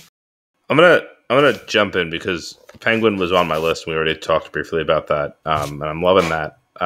We mentioned a little bit before, so we kind of get back to it. Agatha it started off a bumpy, and I wasn't sure what we were doing. I've heard Took them a little bit too long to get started in that first episode. Second episode was better, but now, a few episodes down the road, I'm in. And it's just been, it's just like a very entertaining execution. The occasional music's really good. The performances have been great. I really like the guy who's playing the familiar, what's his name? I'm going to find it right now. We all know Catherine Hahn is fantastic, so that doesn't change. Joe Locke? L-O-C-K-E? Is that Locke? Locke. Yeah. These great. All of the witches have really good chemistry. So this last episode was one of those. It's not called chemistry. It's witchcraft. It's witchcraft. This last episode was one of those, we did something crazy at the end of the previous episode, so now we're going to step all the way back and do something, we're going to go back in time and kind of explore this character for a little bit. And that ended up being probably one of the best episodes so far. It was just really well put together. And I'm super into it. It's weird. It's almost like, so they're doing so many interesting things that it's so, like, it almost feels a little bit held back by the fact that it's in the Marvel universe. Because it seems more interesting than some of it, and it has to play within the rules. Because I'm sure, like, it feels like it's building towards something, and what it's building towards, I feel like, is going to be a letdown because it's going to ultimately have to tie back into something else. So I'm a little bit, cautiously optimistic that they could pull it off, but we'll see. She's like, it's a Marvel show, right? Yeah, and it like from some sort of comic. They're all from some sort of. Yeah, that's or like some character. That's on me. I don't know what it's about, but I love Aubrey Plaza and I want to watch it. Yeah, she's having a moment. Fantastic in it. She's she not in does. it a lot, though, so I will temper your expectations on that. But when she's on the screen, she is stealing the show. So this is actually a spin-off of a spin-off. So in what world does she... So, like, the whole, like, Avengers stuff, MCU... One of the Avengers was Wanda Maximoff, the Scarlet Witch, played by not one of the Olsen twins, but the other one, Elizabeth Ashley. Olsen. No, that's one of the twins. Mary Kate Ashley, the twins. I think it's Elizabeth. Oh, it's Elizabeth, the younger sister of the two twins. Oh, she was with the robot. Yes, the red man. Sure, Vision. Yes, him. I thought she was talking about the actress. I was like, what story is this now that I need to know? No, in the show. Yeah, no, I got you. After the events of Endgame, in which Vision, well, I guess Infinity, he's dead. She's distraught and grief-filled. There's a whole show called WandaVision about her dealing with the grief of his death. And Agatha's character was introduced in that series. And then they gave a spin-off of that with her own show here. Okay. Yeah, and you can watch it in isolation so far. There's a couple of things like I have heard there's been nods to WandaVision specifically. There definitely has been, even some characters, but it's not been, and even Wanda herself, but like nods to Wanda, but like there hasn't been, like, you can enjoy it on its own so far. That's kind of my concern. If by the end, if it ties too heavily back into something where like any big reveal or whoa moment is because of the rest of the context, I feel like it might fall apart. At a certain point, you can't begrudge them wanting to have that connective tissue when they're spending that amount of money on making these, right? I can, only because they've significantly dropped the ball over the past few years. Yeah, I mean, that's fair too.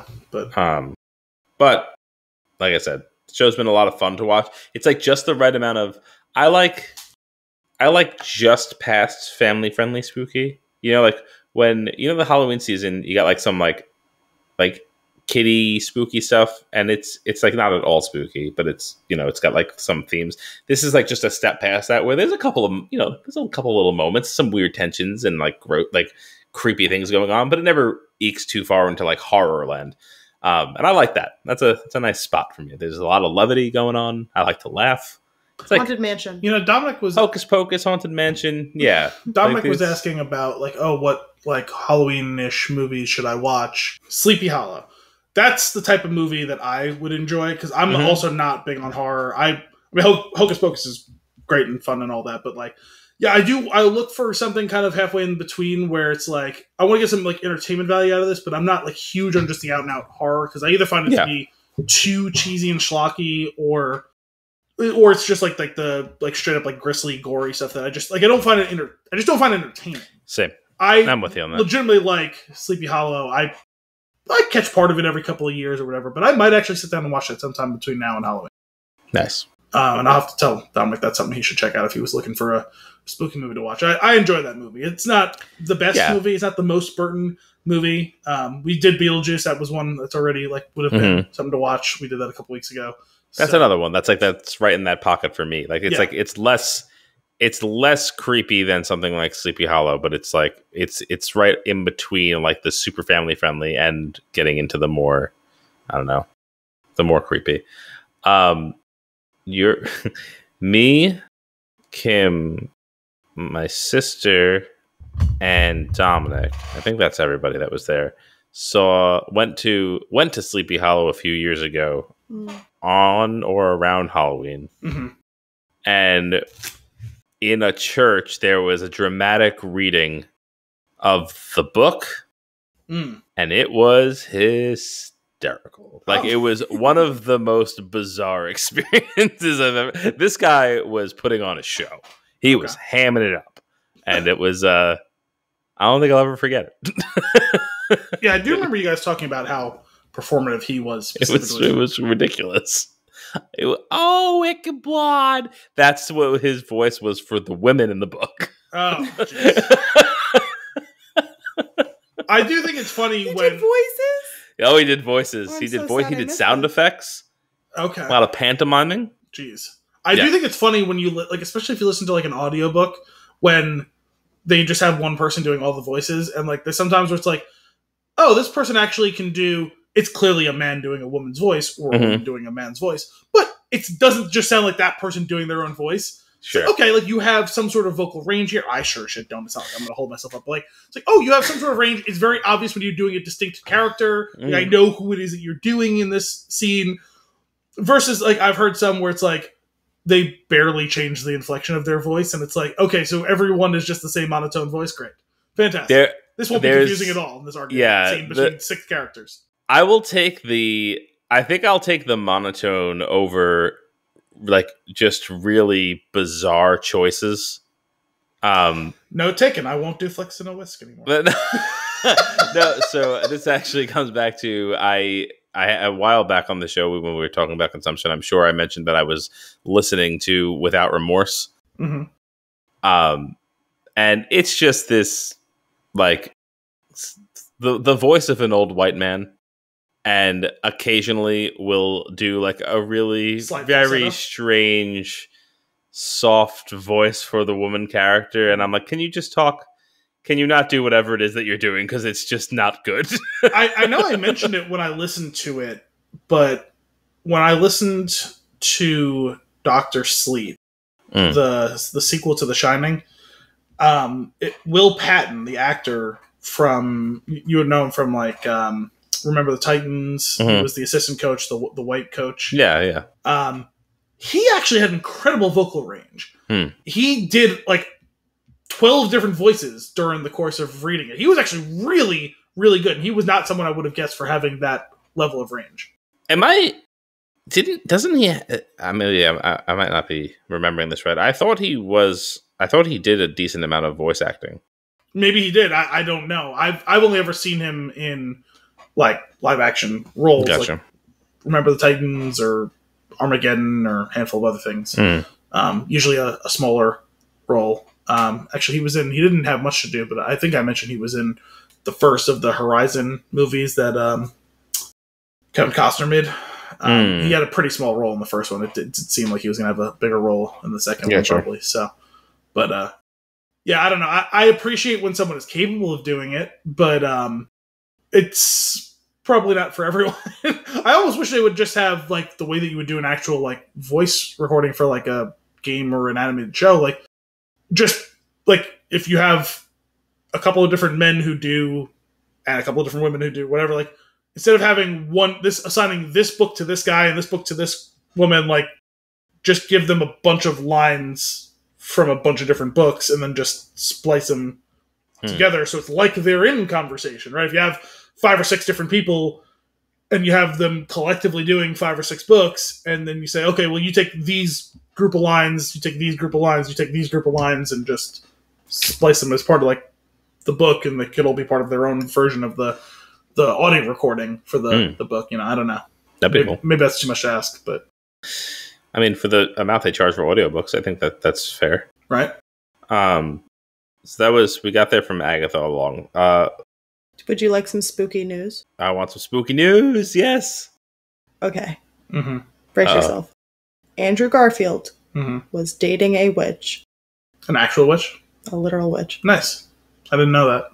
Yes, he was, but they broke up. However, he started dating a witch. And everyone was like, oh, a witch, how fun. So they found her like witch webpage. Her wish page? Her wish page. And they saw that she sells love potion. Oh, fun. Twist. So. Was he under a spell?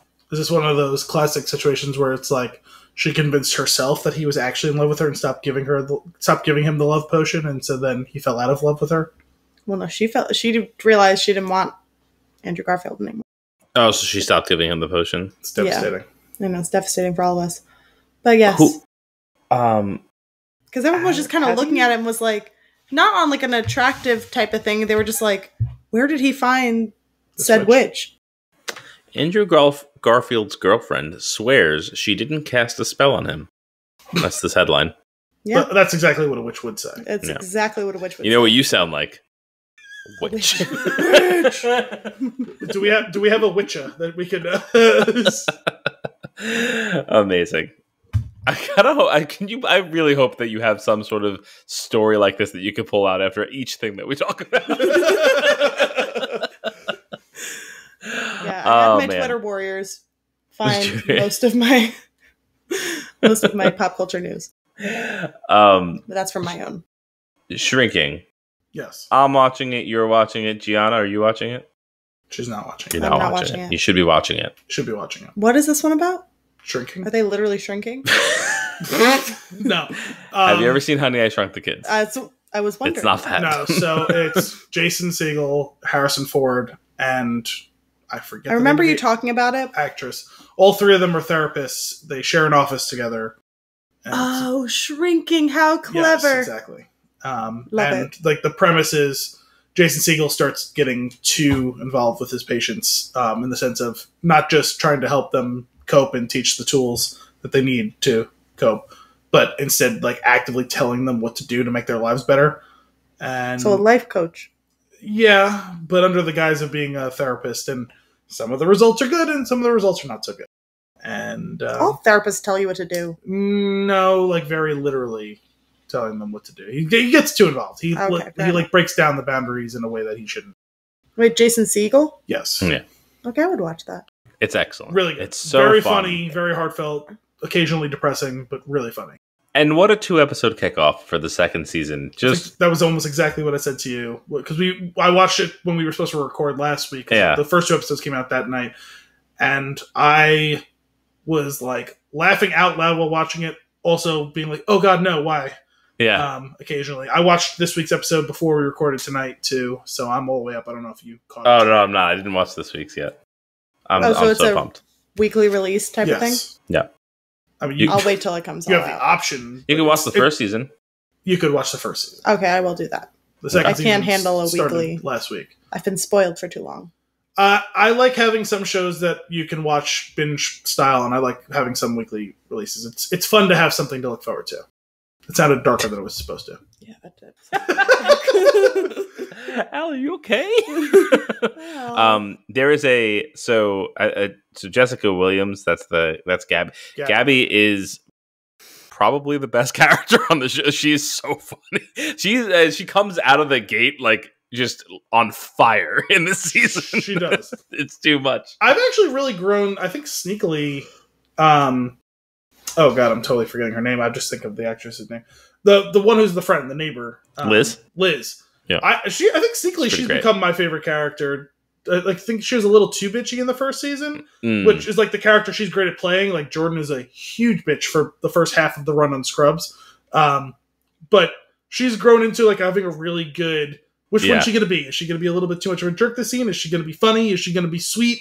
Is she going to be harsh? Like she's probably got the best range of all the characters. Yeah, but also kind of moving into a phase where she's a little bit more comfortable because she has her people now that kind of understand her. So like when I gave you a rock. Yeah, I love that. There's also another actor.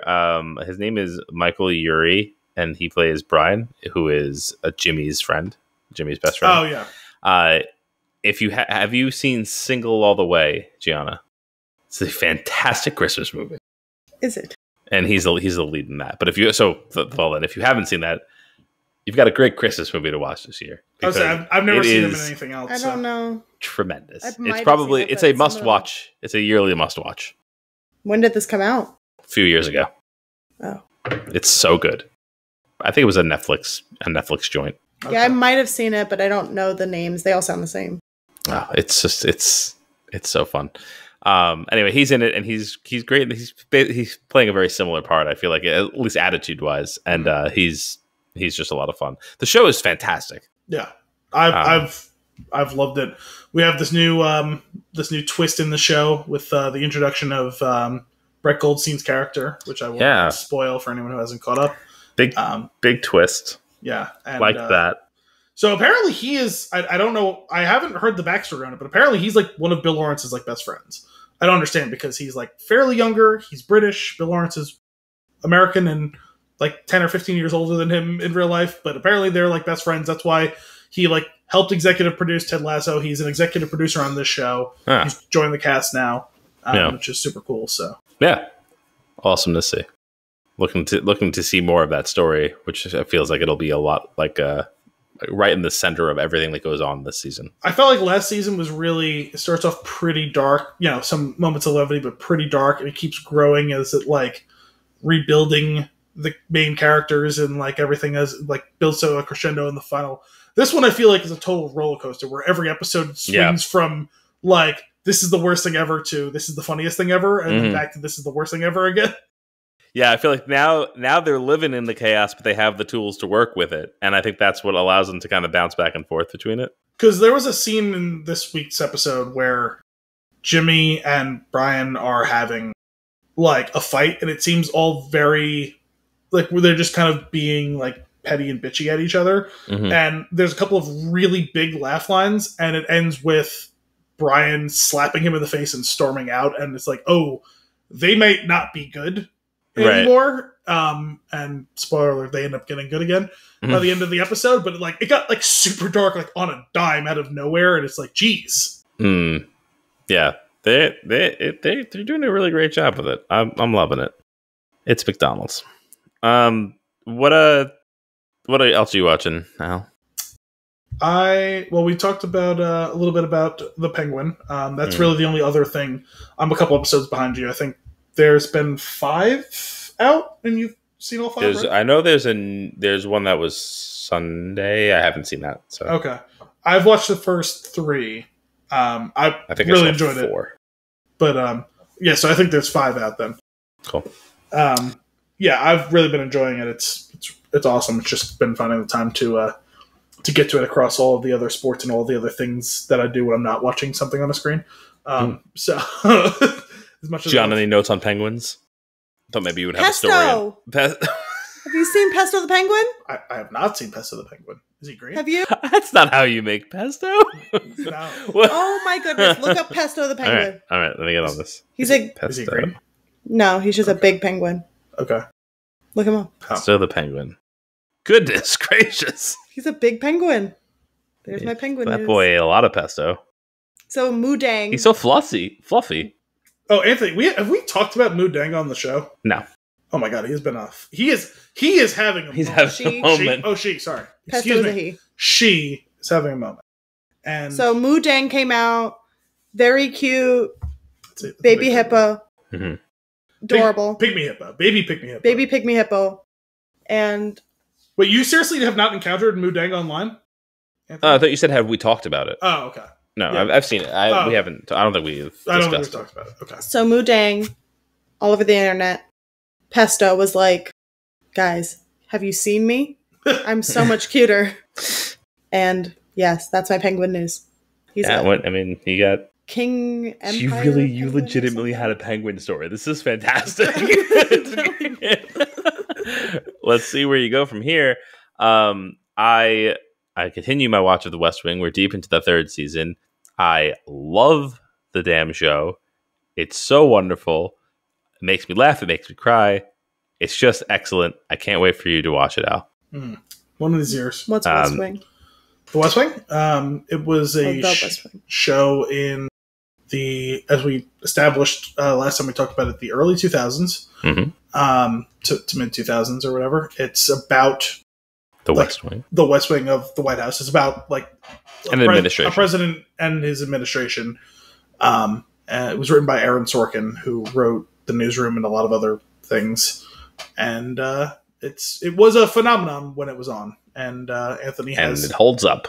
Anthony Kim have been cruising through the many episodes of that show over the last couple of months. Yeah, we're back in the point in time where seasons are like 20 plus episodes. So yeah, it's been a lot of fun.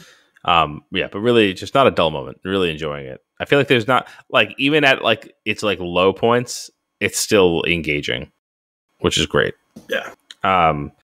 Completely different style of show. Trash. Good trash. Okay. I think I've talked to you about this before. There's occasion there. I will occasion a really just absolute trash show that I love. Right? I know it's bad. I know what they're doing is not good. Okay. Right? Outer Banks season 4 part 1 is out. Oh, I haven't watched it. Oh man, that was a one sit down completion. We just went right through it. It was only 5 episodes. There's part 1? It's part 1 of 2. Is it gonna be like the last season? I don't know. That is a common last season move. But it's like when I say part 1 of 2, I mean like the next part of it comes out, I think November. So like I don't think it's like even. Why did they even bother splitting? I don't know. Why break it up? Bridgerton right? just did the same thing. But like that short of a turnaround? I found out that It's like Cobra another Kai part. has split their final season in 3, and I was like, now you're just doing too much. I love how everyone who loves the Outer Banks always prefaces, this is a terrible show. It's so bad. I don't love it, but I watched it. All I know is everyone who loves the show is always like, this show is awful. I love it. It's just so it's like so like it's just like very cheesy. It's very redundant, and for some reason, I just keep coming back to it. We love it. We eat it up. It's like I don't even know. It's like nonsense television. It's like it's a bunch of beach bums mixed with it's like Point Break meets National Treasure. Pogues and kooks. Yeah. But the people that don't watch the show don't know what that means. Well, they need to know. Sure, they need to know. They need to know. There's the Pogues and the kooks. It'll get like excessively violent out of nowhere, and you're like, "What are you doing in this show right now? Is that a murder? Did a murder just happen? Like it's out of control." It's very CW. Yeah. On Netflix. Okay. I love how everybody which is not the same as FX on Hulu. No. I mean, there is just blatant, like, just underage drinking all the time. Like, nice. Like when they also, I love, like, basically I feel like every third episode watching the show, I'm like, how old are they supposed to be? It's like teenagers with no supervision. So this is like low class Euphoria, or? And then they made a point of pointing out that one of them is 19 this episode. In a coastal town. Yep. Meets National Treasure. I can't National stress. Treasure, I can't stress this part enough. Yeah, you keep saying that, and that's definitely been something that's been confusing me a little bit. They hunt for buried treasure. Mm-hmm. Yeah, because there's a lot of buried treasure in the Outer Banks. Some. Yeah. Some. Spoiler: not a lot of it takes place on the Outer Banks. Oh, okay. At least not in like the second or third season. That's just home base. Yeah. Okay. Pokelandia. That was that show with Fred Armisen, right? Carrie Brownstein? No. Anyway, I'm super into it. We finished it real quick, so I'm looking forward to the next part of that season dropping. And then finally on here, I've been watching Minions: Rise of Gru pretty much on repeat. This is Elio's current obsession. Oh, nice. It's pretty good. Okay, in Gianna news, big quote of mine recently. We're going to steal the moon. The moon. My mind immediately went to the Declaration of Independence because we're just talking about National Treasure. But I don't know why I keep quoting it. I love it. It does seem like a random line. I don't know. I don't know that I've ever even seen it. Oh. Whoa. Well, I think I saw Despicable Me. I've never seen any of them, so. Isn't that when he says it in the first one? I think so, but it was like I saw a clip of it somewhere. Was that the thing is that the line from the meme where he's like looking at the thing that's like on like the easel with like the big notebook? Is that his plan, or? Remember? I just know the meme. Ask Anthony. Anthony? What are you asking me though? Is that what lines up? Is that line from that scene, the scene where he's doing the thing with like the huge notebook? Maybe. I haven't seen the first one in a long time. Like I said, we're watching Minions: Rise of Gru. He's a kid. He's trying to become a villain. Okay. You want to know what's crazy about these movies? Soundtrack is kind of phenomenal. Fantastic. I also love the Minions, the way they speak in a mixture of gibberish, Italian, and French, and English. And banana. It's great. Even I know that. It reminds me of Sid Caesar. Any other consumption before we move on? No, that's pretty much it. Those are the only real shows I'm watching. It's mostly sports abound. All right. Well, with that, let us get into our flick of the week. Deadpool and Wolverine, released in 2024, rated R with a 2 hour and 8 minute runtime. Your IMDb synopsis. Deadpool is offered a place in the Marvel Cinematic Universe by the Time Variance Authority, but instead recruits a variant of Wolverine to save his universe from extinction. Yeah, pretty much. That is the plot. Why don't we start off with our Toot-length reviews? Gianna, do you want to go first? Oh, did we not tell you to do this? Usually, sorry, you said you were so prepared. Usually we prep our guests. You did not. I prepped myself. Can you give us a roughly Toot-length review and a score out of 10? Not Thuckle. You want me to go first? What do you think? Please do. Somehow every Deadpool movie is exactly the same, and yet completely different. I think that's a good thing. 8 out of 10. Wow. Okay. All right. Ryan Reynolds and Wolverine is an entertaining romp, but doesn't hold a candle to the OG. 6 out of 10. Millennial cringe, done well. Okay. And a score? 8 out of 10. Okay. Yeah. All right. So you guys seem to like this a little bit more than I did. Not that I disliked it. I just don't think that. I think my bar was a little high going in, hoping that they would be able to kind of recapture some of the essence from the first two. But I feel like it's starting to feel a little played out for me. I will say that the layoff and the integration into the MCU, this by far has the least plot of any of the movies. Like it's hard to even consider this movie having a plot fully, because the entire second act and even probably half of the first and third act don't concern themselves with the plot at all. It's really just bookending it. Mm-hmm. It's really just the beginning. It had a plot. I mean, it literally has one, but it's very thin. And how much? I think if you were to interrogate any movie, plots are generally thin. I feel like, but I think I get there's not. It's more like set up. Now let's run around for an hour and then tear down. Well, where the things that happen along the way don't necessarily contribute that heavily towards the overall plot. Yeah, I just feel like they just said let's do a Deadpool movie, and like the first one, it had a plot. Like it was a reasonable, sensible plot. The second one, a little less so, but that always happens when you get into time travel aspects. But you knew generally what from the starting point to the end point, like what they were trying to accomplish. This one, it's it doesn't really concern itself with what's going. Like the plot is literally your universe is collapsing. You need to do this to get it to not collapse. And most of the movie doesn't really concern itself with that. It's really just them expositioning that at the beginning and then having the climax of the movie in the last 15, 20 minutes of the movie that concerns itself with the plot, and the whole rest of it is just vibing on Deadpool and Wolverine things, which is fine. That's not criticism. That's really, at one point he literally says, this is what you're here for.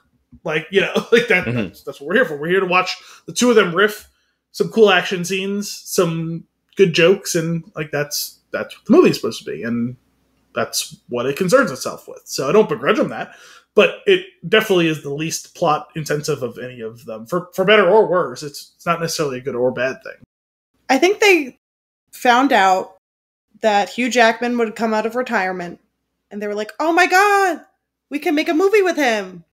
Not find out. I think Ryan Reynolds has been beating him over the head with it for several But they years. finally got him to do it. Yeah. And they were like, well, they're probably not going to give us another Deadpool after this. So let me cram as many cameos as possible into this movie, and we'll throw a plot at it. I think... But I still had some fun. I had fun. Oh, yeah. No, I did too. Again, none of that was meant to be criticism. I think that as long as it continues to make the money and Ryan Reynolds is, like, has an idea to do something with it, they'll keep giving him these movies. Like, this has been one of the few box office successes this year, so like, I don't think they're just gonna write it off. Like, if they were ever going to write it off, it would have been like DOA. Like, they just never would have done one. So allowing him to do one, allowing him to do a lot more in this than I expected that they would, with the exception of cocaine, obviously. Sure. And it paying them back with the financial success that he promised them. Like, why wouldn't they let him do another one if he wanted to? I agree that the plot is thin. Don't really have a problem with it though, based on what we're here for. I think the two things that kind of held it back for me were I didn't love the setting. I didn't like Trashland. Yeah, I didn't. It's just not. It's just a fairly uninteresting place to me at this point. It was interesting in the concept of Loki when it was introduced, and now I don't really care. I understand like it was a good call for them to be able to do that because I think it's just kind of it's a sandbox for them to just pull anybody into, right? And it makes sense. It's also cheap, largely cheap, and maybe that's like it's just I don't know. I didn't like the setting. The setting is boring to me, so that takes away. It was literally meant to be a blank canvas for them to just fuck around and and vibe, which like again, like that's kind of what we are here for. But now all the movies have camp, a lot of it, and are also obviously very much a parody of all of this comic book stuff, right? However, for some reason, this storyline with this villain character, the Charles's brother in the Badlands over here, Charles's sister it was like so scary movie parody that I also didn't like it. It was hit or miss for me depending on the particular scene. I was not familiar with that character at all. Like, I guess there is precedent for that character and all of that. And I mean, it was an interesting take on it. We did get one or two interesting lines there, like specifically like towards the end of their conflict when she sends him back through the portal and like Logan explains like who Charles Xavier actually was, like whatever resentment she had towards him was like not like fundamentally not understanding the man, which makes sense considering her circumstances. But also the fact that at the end of the day, like she's just that psychotic that it doesn't matter. I did like there's one scene where it's like you maybe you don't have to say any more than that, where he's like, "Why are you like this?" And she just like starts laughing. She's like, "I honestly don't know." Yeah, I don't know, just those two things. I just didn't. They were a drawback for me. I feel like I think it could have gotten up to 2 and 8 if it were a different setting. Mostly, that was the thing that just I would have liked to. I had a lot of fun early on in the movie when he was bouncing around for like that brief time with different Wolverines in like their setting. But then to go into the sandbox that is just like, well, we could put anybody in here because it doesn't matter.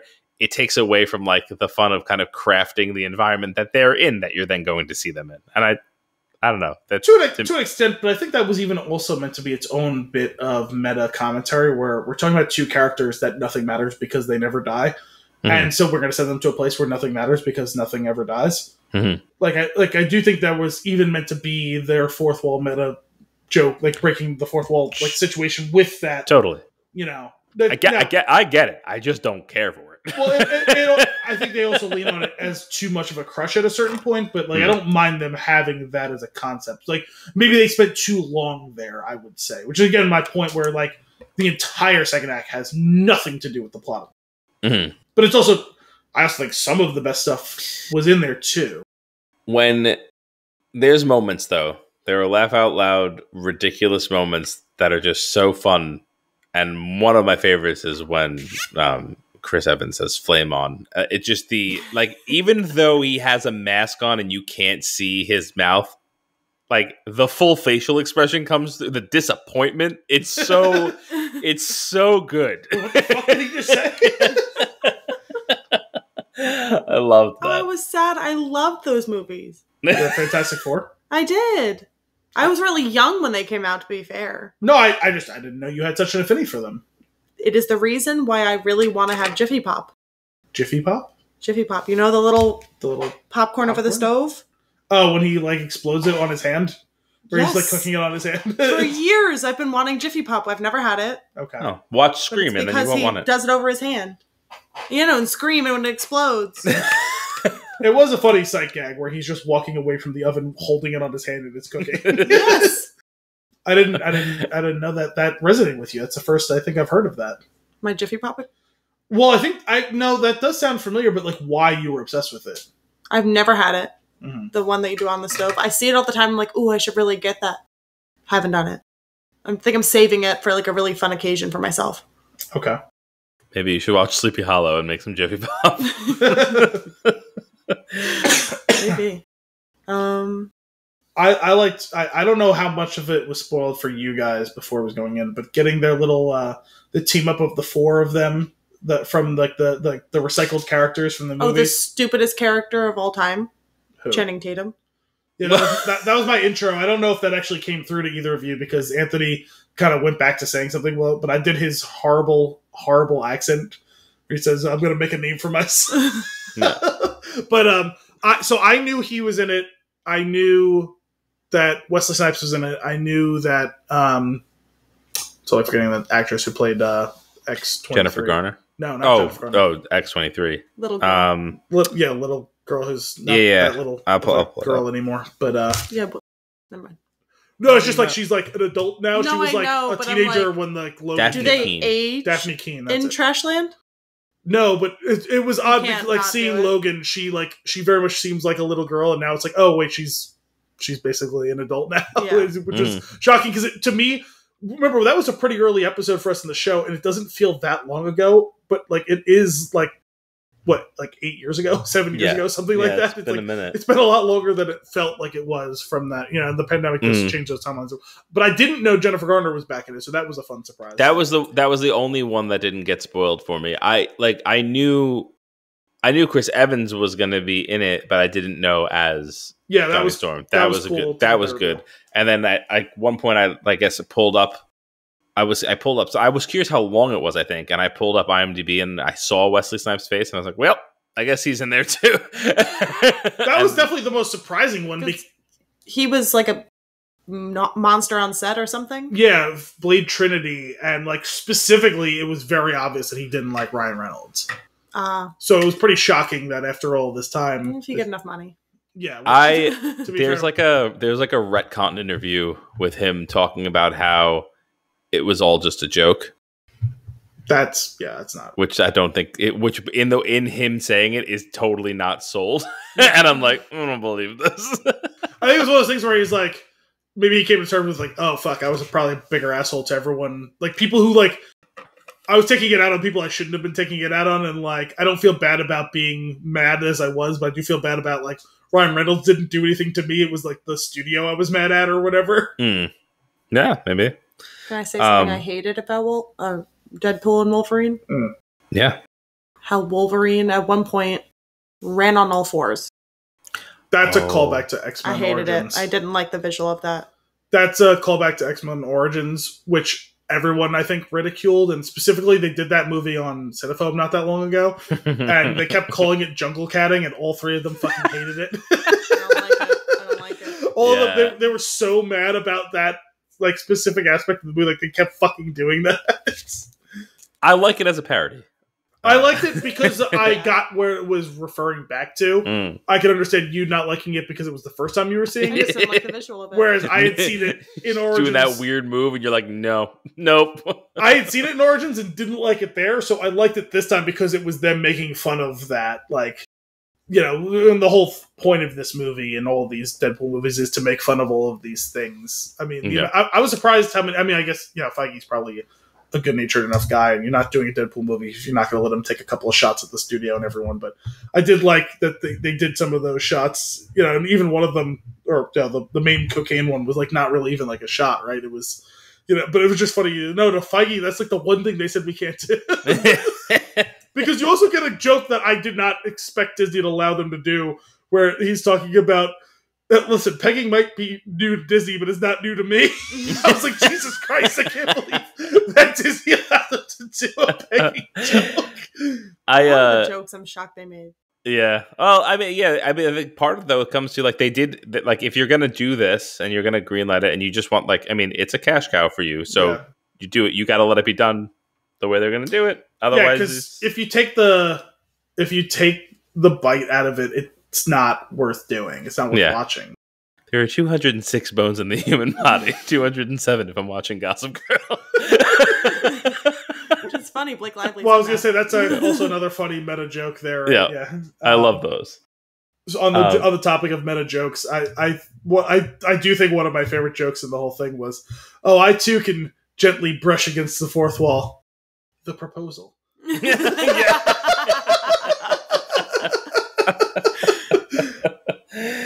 Oh man, he's just. I mean, I love Ryan Reynolds is so funny. Like I could watch him in anything, but he's just being him doing his jokes, and I'm okay with it though. Yeah, he's not an actor; he's just Ryan Reynolds, and it's just fun. The sarcastic wit, it's perfect.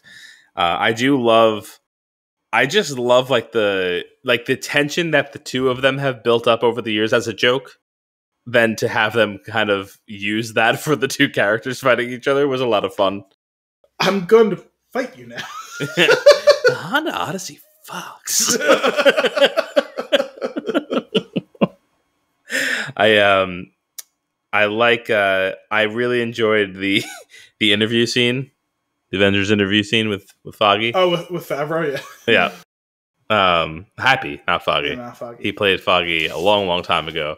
In a different Marvel. He should have totally been him at some point. It would have been funny if they do like the double fourth wall where it's like, didn't I talk?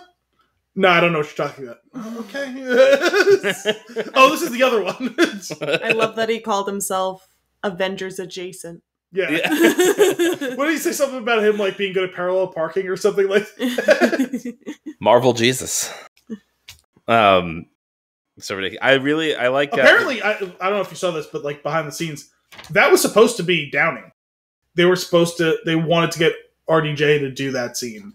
Wait, which scene? The scene where he has the interview with Favreau. That was supposed to be Downey as like Stark before he dies, obviously. Okay. And because like the timeline doesn't really matter or whatever. Sure. And I think so. What I'd seen, because this movie came out after the Hall H thing, and I think they knew that was already in the works, so they didn't want to muddy the waters with him coming back and doing that in that way. Sure.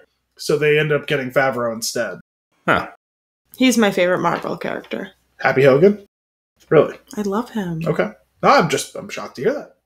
I like him much more in the Spider-Man movies than I did in the Iron Man movies. Not that I disliked him. He plays a completely different character. And like if you watch like the first Iron Man, he's very different. But I still love him. No, I think his like back and forth with Tom Holland is funny. Yeah. I love him in I think it's the third Iron Man. Is it the third Iron Man where he's put in charge of security, or is it the second one? I don't. It's one of them, but he's he makes sure everybody has their badge on when they're in the tower, and he's like badge, and he's like just like calling people out. He's like badge, and he does this throughout the movie. He's just like badge. That's probably the third one then, because I don't think I ever saw the whole movie. It's so stupid. I love it. Jon Favreau is fun. The music was great. I liked the intro is just out of control and over the top action gore nonsense just for the sake of doing credits and being ridiculous, right? And like blowing most of the budget. Also very much set the tone. It's like, oh, you want to like the one thing that one of the very few things that you guys have allowed yourself to be precious about with the MCU is the death of Logan, which technically isn't even part of the MCU. And we're gonna just totally fuck that up with this. Yeah. Like desecrate this corpse. But I loved how going into that though, he's digging the grave and he's like, "You're not dead." And like when he gets in there, he's like, "Ah!" He's just so mad. Also, I was kind of going back through some of the quotes, and I don't think I caught this while watching the movie. I really wanted to rewatch it, and I didn't get to it, unfortunately. I caught the last like half hour with Gianna when she was rewatching it, and I didn't realize he said like Wolverine at some point says something about like the whole thing about like leaving Logan alone, basically, and he says something about like Mangold tried to stop it or whatever, and I don't think I caught that the first time around.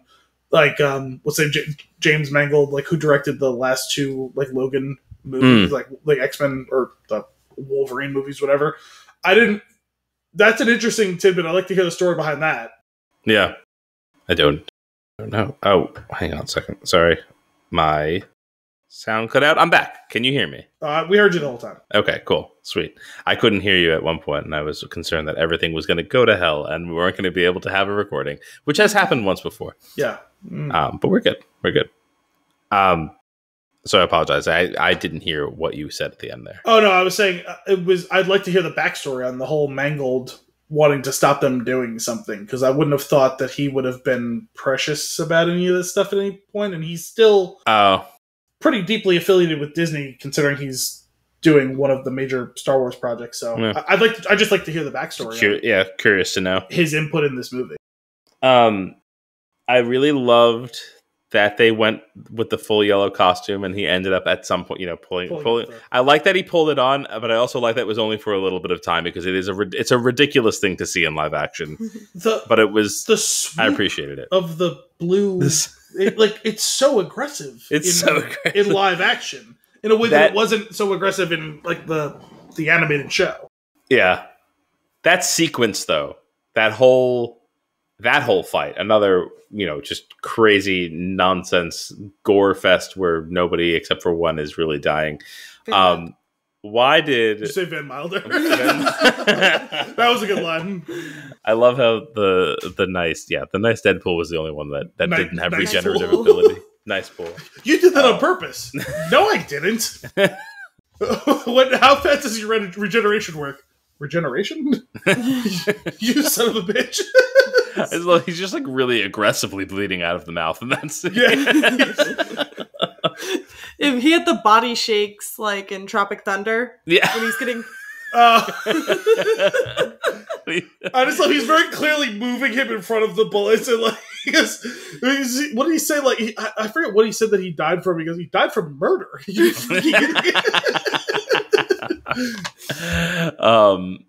What was his silly name for the Henry Cavill Wolverine? I think it was like the Cavalrine or something like that. Yeah. He's so excited. Who's your favorite Wolverine? He's like, oh.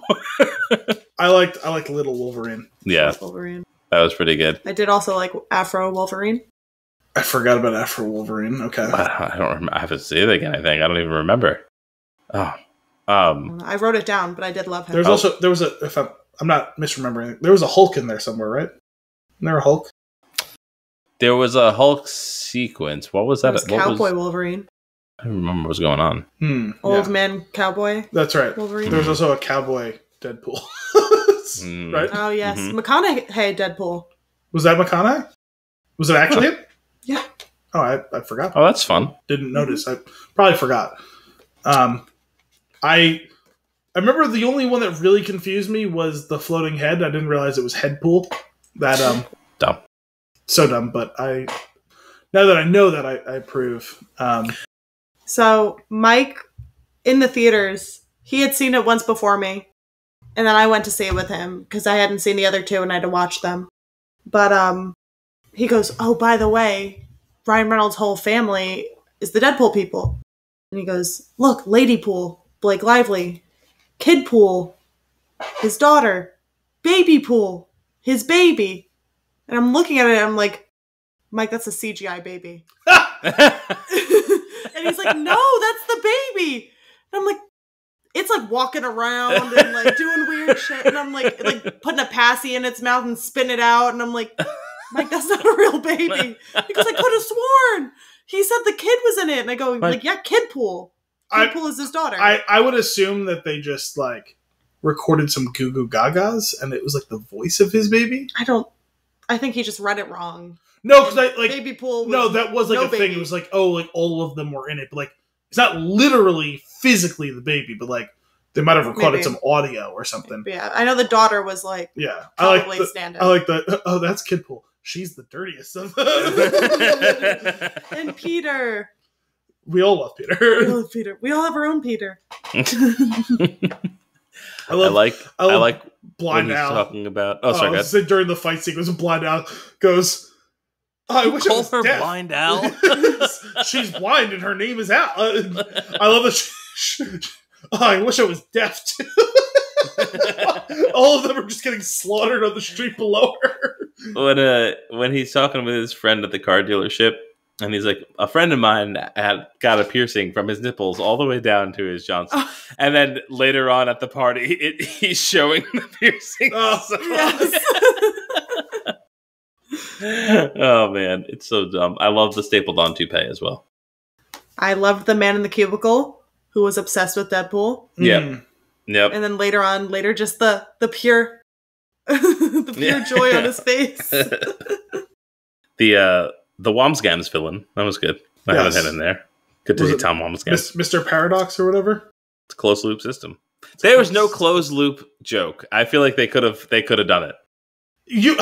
Did they just assume that there wouldn't be a lot of overlap in audience? Like, because if there was ever a joke, if there was ever a movie to make use of that as like a referential joke, this would be the movie, right? Yeah. Like even if he said something along the lines of that, when like having to connect the two like things at the end of the movie, like it would have just been a perfect time to do it. It would have been great. Like, how the fuck did you do that? Oh, we just closed the loop, and like it just cuts back to him, and like just him having like a slight facial tick, like hearing them say that. That would have been funny. The Celine Dion song, was that what it was, or Madonna? The Madonna song. Celine Dion was the second one.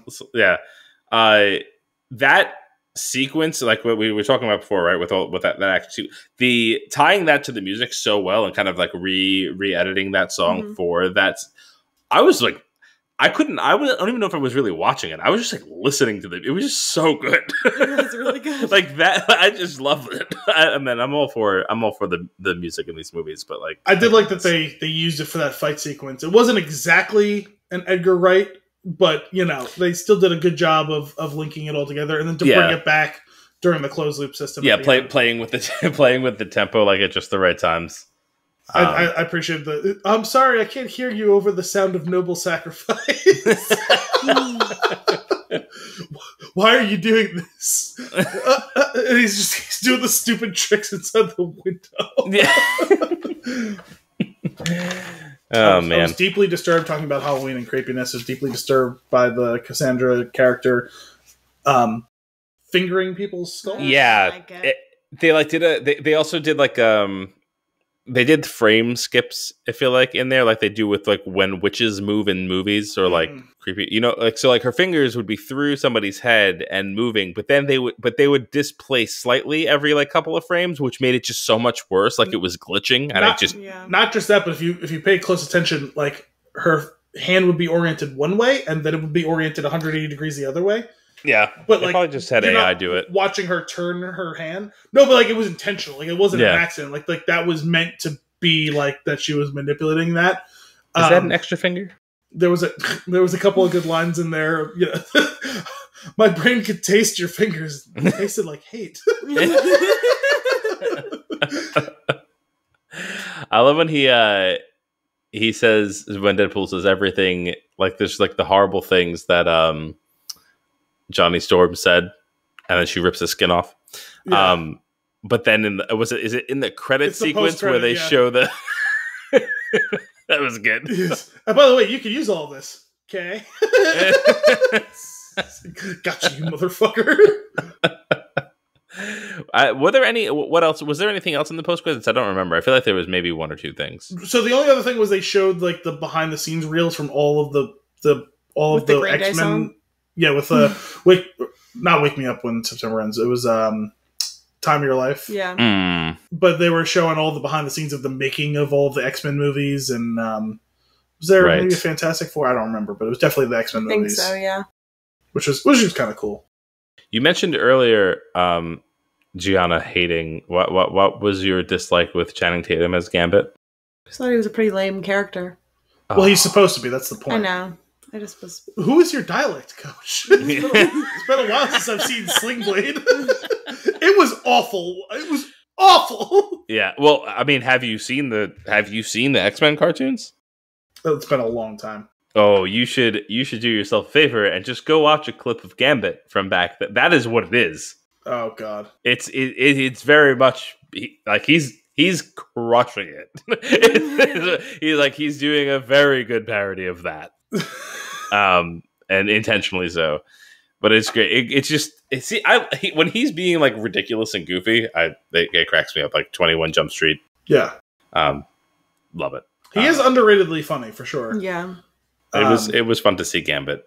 It was cool to see them get their moment in the sun, and like that was that whole thing, right? Like it was like even the closing line, whatever happens here, make sure people know or whatever, and like getting to see him do some stuff like that, getting them like using their powers to like fight together and all that stuff was pretty cool. There's only ever going to be one blade.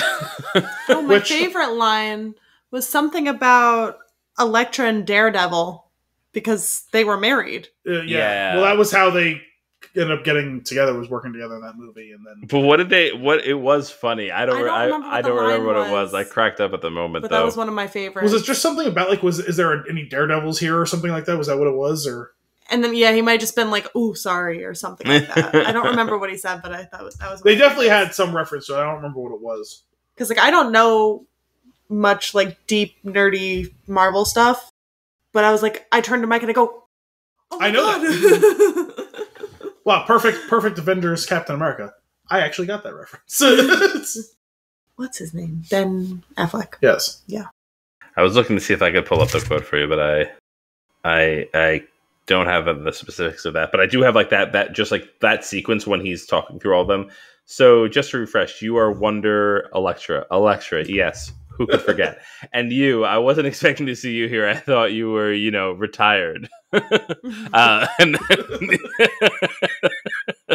then Blade cuts in, and it's not good. And I don't like you, and that ties back to our whole Wesley Snipes, Ryan Reynolds feud. Some of my no, go ahead, please. I have some of my favorite pop culture references. Please. I have the Gossip Girl line. Yeah. The whole Bye Bye Bye dance. Wonderful. Suck it, Fox, I'm going to Disneyland. Yes. Probably my favorite one. Go fuck yourself. Yeah, when he like crashes the guy with it. Get my country's name out of your mouth. Yeah, that was good. Multi-layered, that one. Mm-hmm. Yeah. Spotify and Fox in the Trash World. They had big like signs of them like in the dirt. Yeah. Oh, yeah. Well, I don't remember the Spotify thing, but the Fox. I did see Spotify. Sure. Okay. Yeah. I don't know the whole story behind that, but the 20th Century Fox sign because it had to change, and then I knew, but I didn't know Spotify. Maybe it was the logo change. I'm not sure. I did like even in that whole sequence when they're like looking at the stuff in the void or whatever. The I know there was the whole scene that was from the trailers, but he goes, "Look at that, Paul Rudd finally aged." Yep, that was the next one. Oh, I'm sorry. So many Greatest Showman references. Was there? I mean, there was. You'd have to refresh me. I feel like. Well, at one point in the car when they're doing the fight and he's slamming his head against. I loved that so much. Radio. One of the Greatest Showman songs came on. Okay. And then there was a few other, but I don't remember. Was there something about him singing? I think there was a line about that. Because, wasn't that like the whole thing was like he wasn't a... Oh, no, sorry. Russell Crowe was the one that everyone was ripping on for his singing. Well, they probably auto-tuned it, but I thought he sounded great. Les Mis. I was thinking of Les Mis. Like, people crush Russell Crowe for his singing in Les Mis. But, like, Hugh Jackman, like, I guess, can sing at least a little bit. No, he was great in Greatest Showman. Mm. I have Paul Rudd finally aged. And then, Blake Lively made a TikTok right after, or maybe right before? No, right after Deadpool and Wolverine came out. And she goes, "Tell me your husband's dating a millennial without telling me he's dating a millennial." And she did like a whole bunch of clips from all three of the movies. And how there's so much Avril Lavigne in all the movies. Is that what you were watching before? Yes. He says something. Was there Avril Lavigne in all the movies? Apparently, yeah. I don't remember that. I know there definitely was in this past one, but I haven't seen the other ones more than once. He says something about a sorting hat from Harry Potter in one of them. That does seem right. Yeah. He brings up Frozen. Okay. He says, "Do you want to build a snowman or something?" Yep. Oh, that was during the scene where Blind Al keeps asking him if he wants to do cocaine. He's like, no, it's the one thing Feige said we can't do. And she goes, well, what if we call it? And she comes up with all these different like slang terms. It was one of those, do you want to build a snowman? He goes, yes, of course I do, but we can't. They know all of the slang. They know Forrest Bump and there was another one that was like there was that too. There was another like movie reference one too. I forget what it was. But they came with all the stupid slang for that. I have one of those quotes from Blind Al and Wade here. Blind Al, I wish fire would find your body and finish the job God was too afraid to do. Wade, if you could hear the look on my face, you'd smell how sad I am.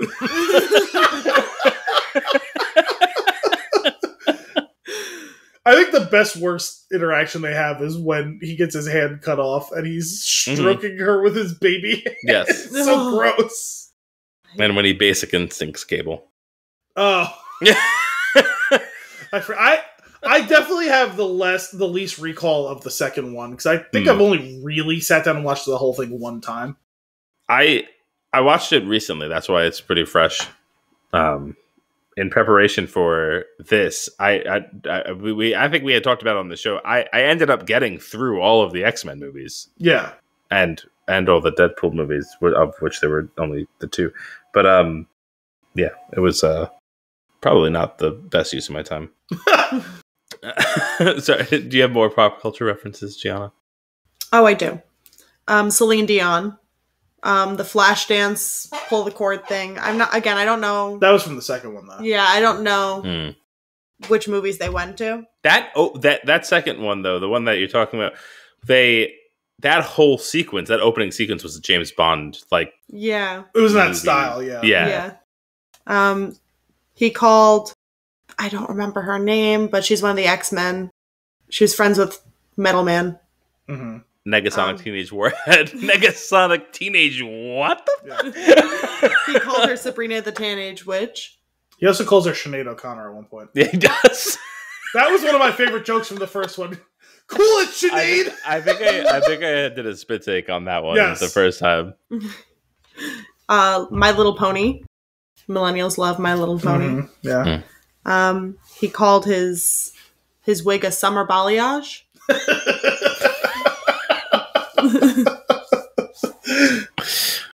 And there was some Judy Blume quote. That does sound right, yeah. I think that was in the second one as well. But yes, that was from Blake Lively's TikTok. That's awesome.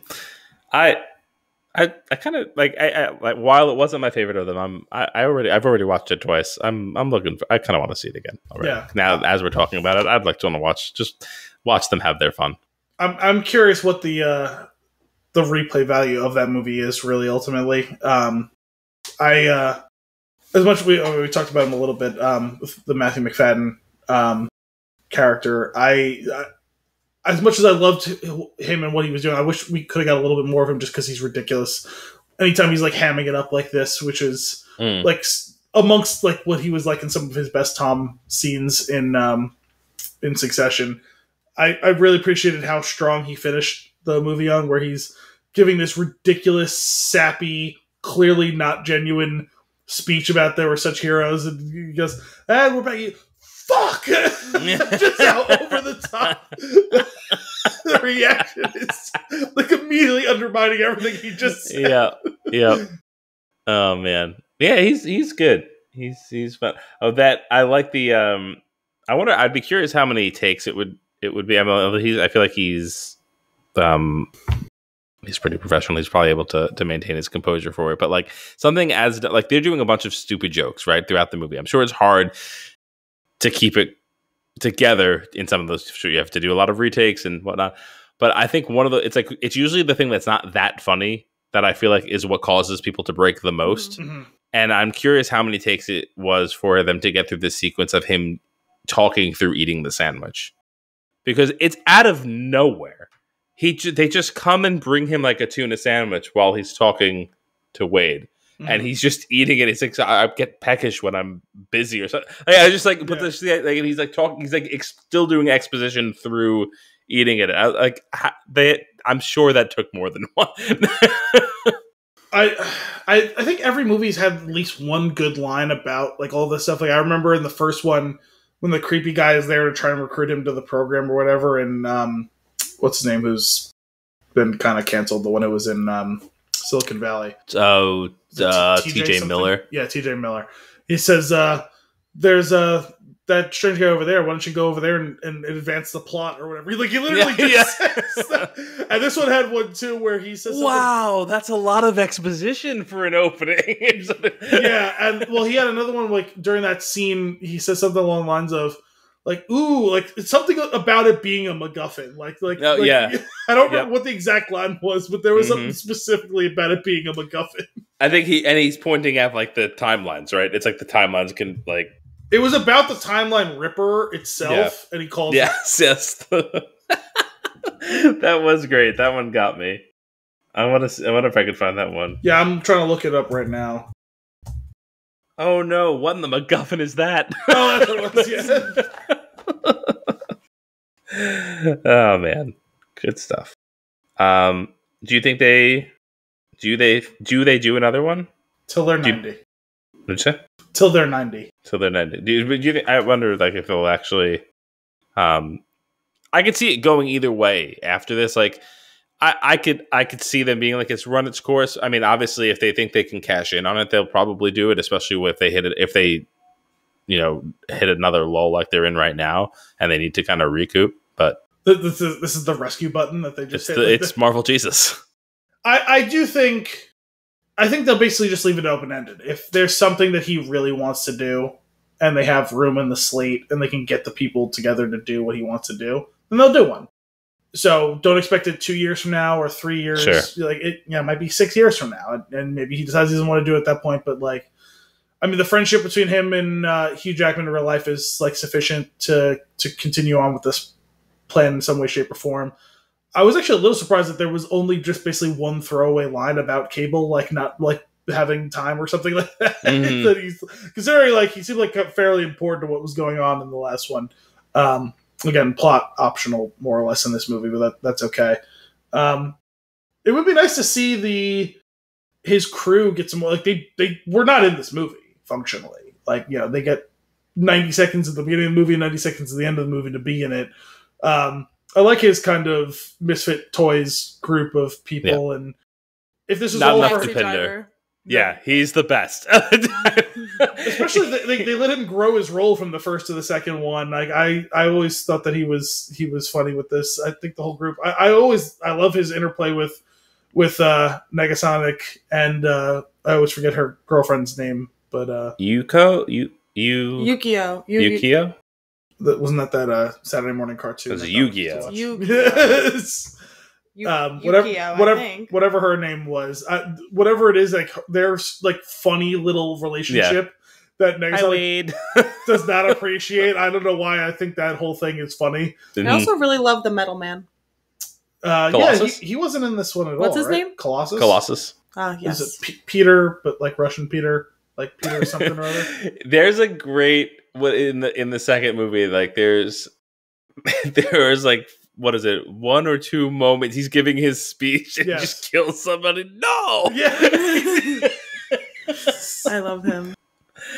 I did find I was still trying to find the Elektra quote with relation to. Yeah, I looked something up quick too. I couldn't find that, but I did find another one, which was when they all entered the room and Deadpool goes, "Look, we came a long way to find you 3. There's 4 of us. There's 4 of you. Is there a Magneto? Dear sweet God, let it be Magneto." He's dead. Fuck. Now Disney gets cheap. Yes. I'm gonna say it. The dog with the tongue hanging out of its mouth is creepy. No. It's creepy. Yeah, it's super gross. Not a big fan of it. Love dogs. All dogs are good dogs. It's not my favorite. What was Dogpool's name? Was it just Dogpool? That was his name. No, she had a name. Mary Poppins. Oh, that's right. Yeah. Any of like those. Loved her. The pugs with the stupid tongues, like that dog. It makes me uncomfortable. I don't know what it is. I think she did win in real life a World's Ugliest Dog contest. Yeah, they just make me uncomfortable. All dogs deserve a nice home and to be loved, and I hope there's someone out there to love those ugly dogs, but they are ugly. I do. It just makes me I don't know that I'd want a kiss from her. Yeah. No. But I would give her a nice pet. They make me uncomfortable. I love dogs. Love dogs. They make me uncomfortable. I just don't know how she eats. I don't know what it is about me, but like they just make me uncomfortable. They always have. No. Because it looks like a Poopy little does monster come is probably what it is. I just feel like there's something wrong with it, and like I feel bad for it. Mm-hmm. It's like, it's a thing. Like, I know it is. I don't not like like it. wrong with them, but like I can't be right. It's very possum-like. chihuahuas Is do it. Oh, it's like gross. It's like there's a lot of skin showing. Oh, for do you the want to dog. hear my Deadpool story? Of course. You know my Deadpool story. If now is not the time, then what is? Yeah. Okay, so Deadpool came out, the first one. I was in high school. Let's call it 20. All right. Well, in 2016, it had been on TV, so we recorded it. Mm-hmm. And I was like, oh, I did want to see that. I love Ryan Reynolds. I think I specifically recorded it for you to watch because you said you wanted to watch it. Yeah. So, flash forward, I get my wisdom teeth taken out. I come home, and I'm like, what's on TV? Nothing. And I'm like, oh, Deadpool. We recorded. Let me watch it. I'm swollen out to here. I get handed my oxys, or whatever they are. I don't know. Whatever you get for wisdom teeth surgery. It wasn't like off the streets. I don't think you were taking oxys. I think it was just the very strong Tylenol. Could have been like the Tylenol codeine stuff. I don't think whatever it was, they don't give it out anymore. Yeah. Yes. Either way. So I get drugged up. It was Himalayan salt. It was pink cocaine. Yeah. I take my pink cocaine and I'm watching for about 15 minutes, pass out. Wake up and come to, movie's no longer on. Let me try again. I did that about 7 more times in the span of that weekend when I was taking drugs. So, let me just say. Didn't retain any of it? Well, I remember the first 15 minutes Sure. so well. You kept starting it from the same point? Yes, because I was like, I don't really... This time with feeling. And I was like, This is I how know I I ended up had the having- intentions. That weird Hunt for Red October Dream that one time. Oh my god. Yeah, I didn't finish it. And then I was like, fuck Deadpool. I never want any part to do with it ever again. And then this new one came out. Mike was like, oh my god, have you never seen Deadpool? Told him that story and he goes, well, you're not doing drugs anymore. Let's watch it. But I could literally quote, now like 7 years later, I can quote those first 15 minutes of that movie when they're on the bridge and they're having that fight. Mm-hmm. Yeah. Very, very well. And then I watched both of them and saw the new one. But that's my Deadpool story. Amazing. I like it. Any other closing notes on Deadpool Wolverine? Well? No, I think that's it. All right. Well, with that, that's all. I had one more thing to say. What do you got? As I always do. I meant to say at the beginning, but I forgot. I have to give a shout out to my cousin Mike.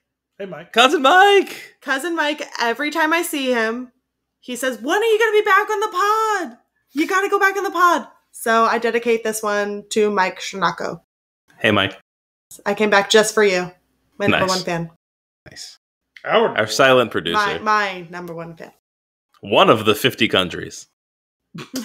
That's all for this week's episode of Flix in the Six. We hope you enjoyed it. As always, if you have a movie for us to review or nuggets for us to discuss, you can send those requests to flixinthesix@thespintune.com. Tune in next week for more movie and beer goodness. Until then, I'm Anthony Costanzo. I'm Al Biolsi.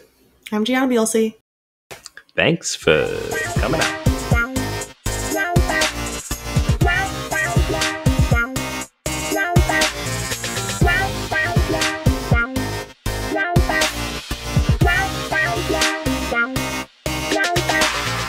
Sleepy Hollow? Sleepy Hollow, that's the one. Sleepy Hollow. Sleepy Hollow, that's the one.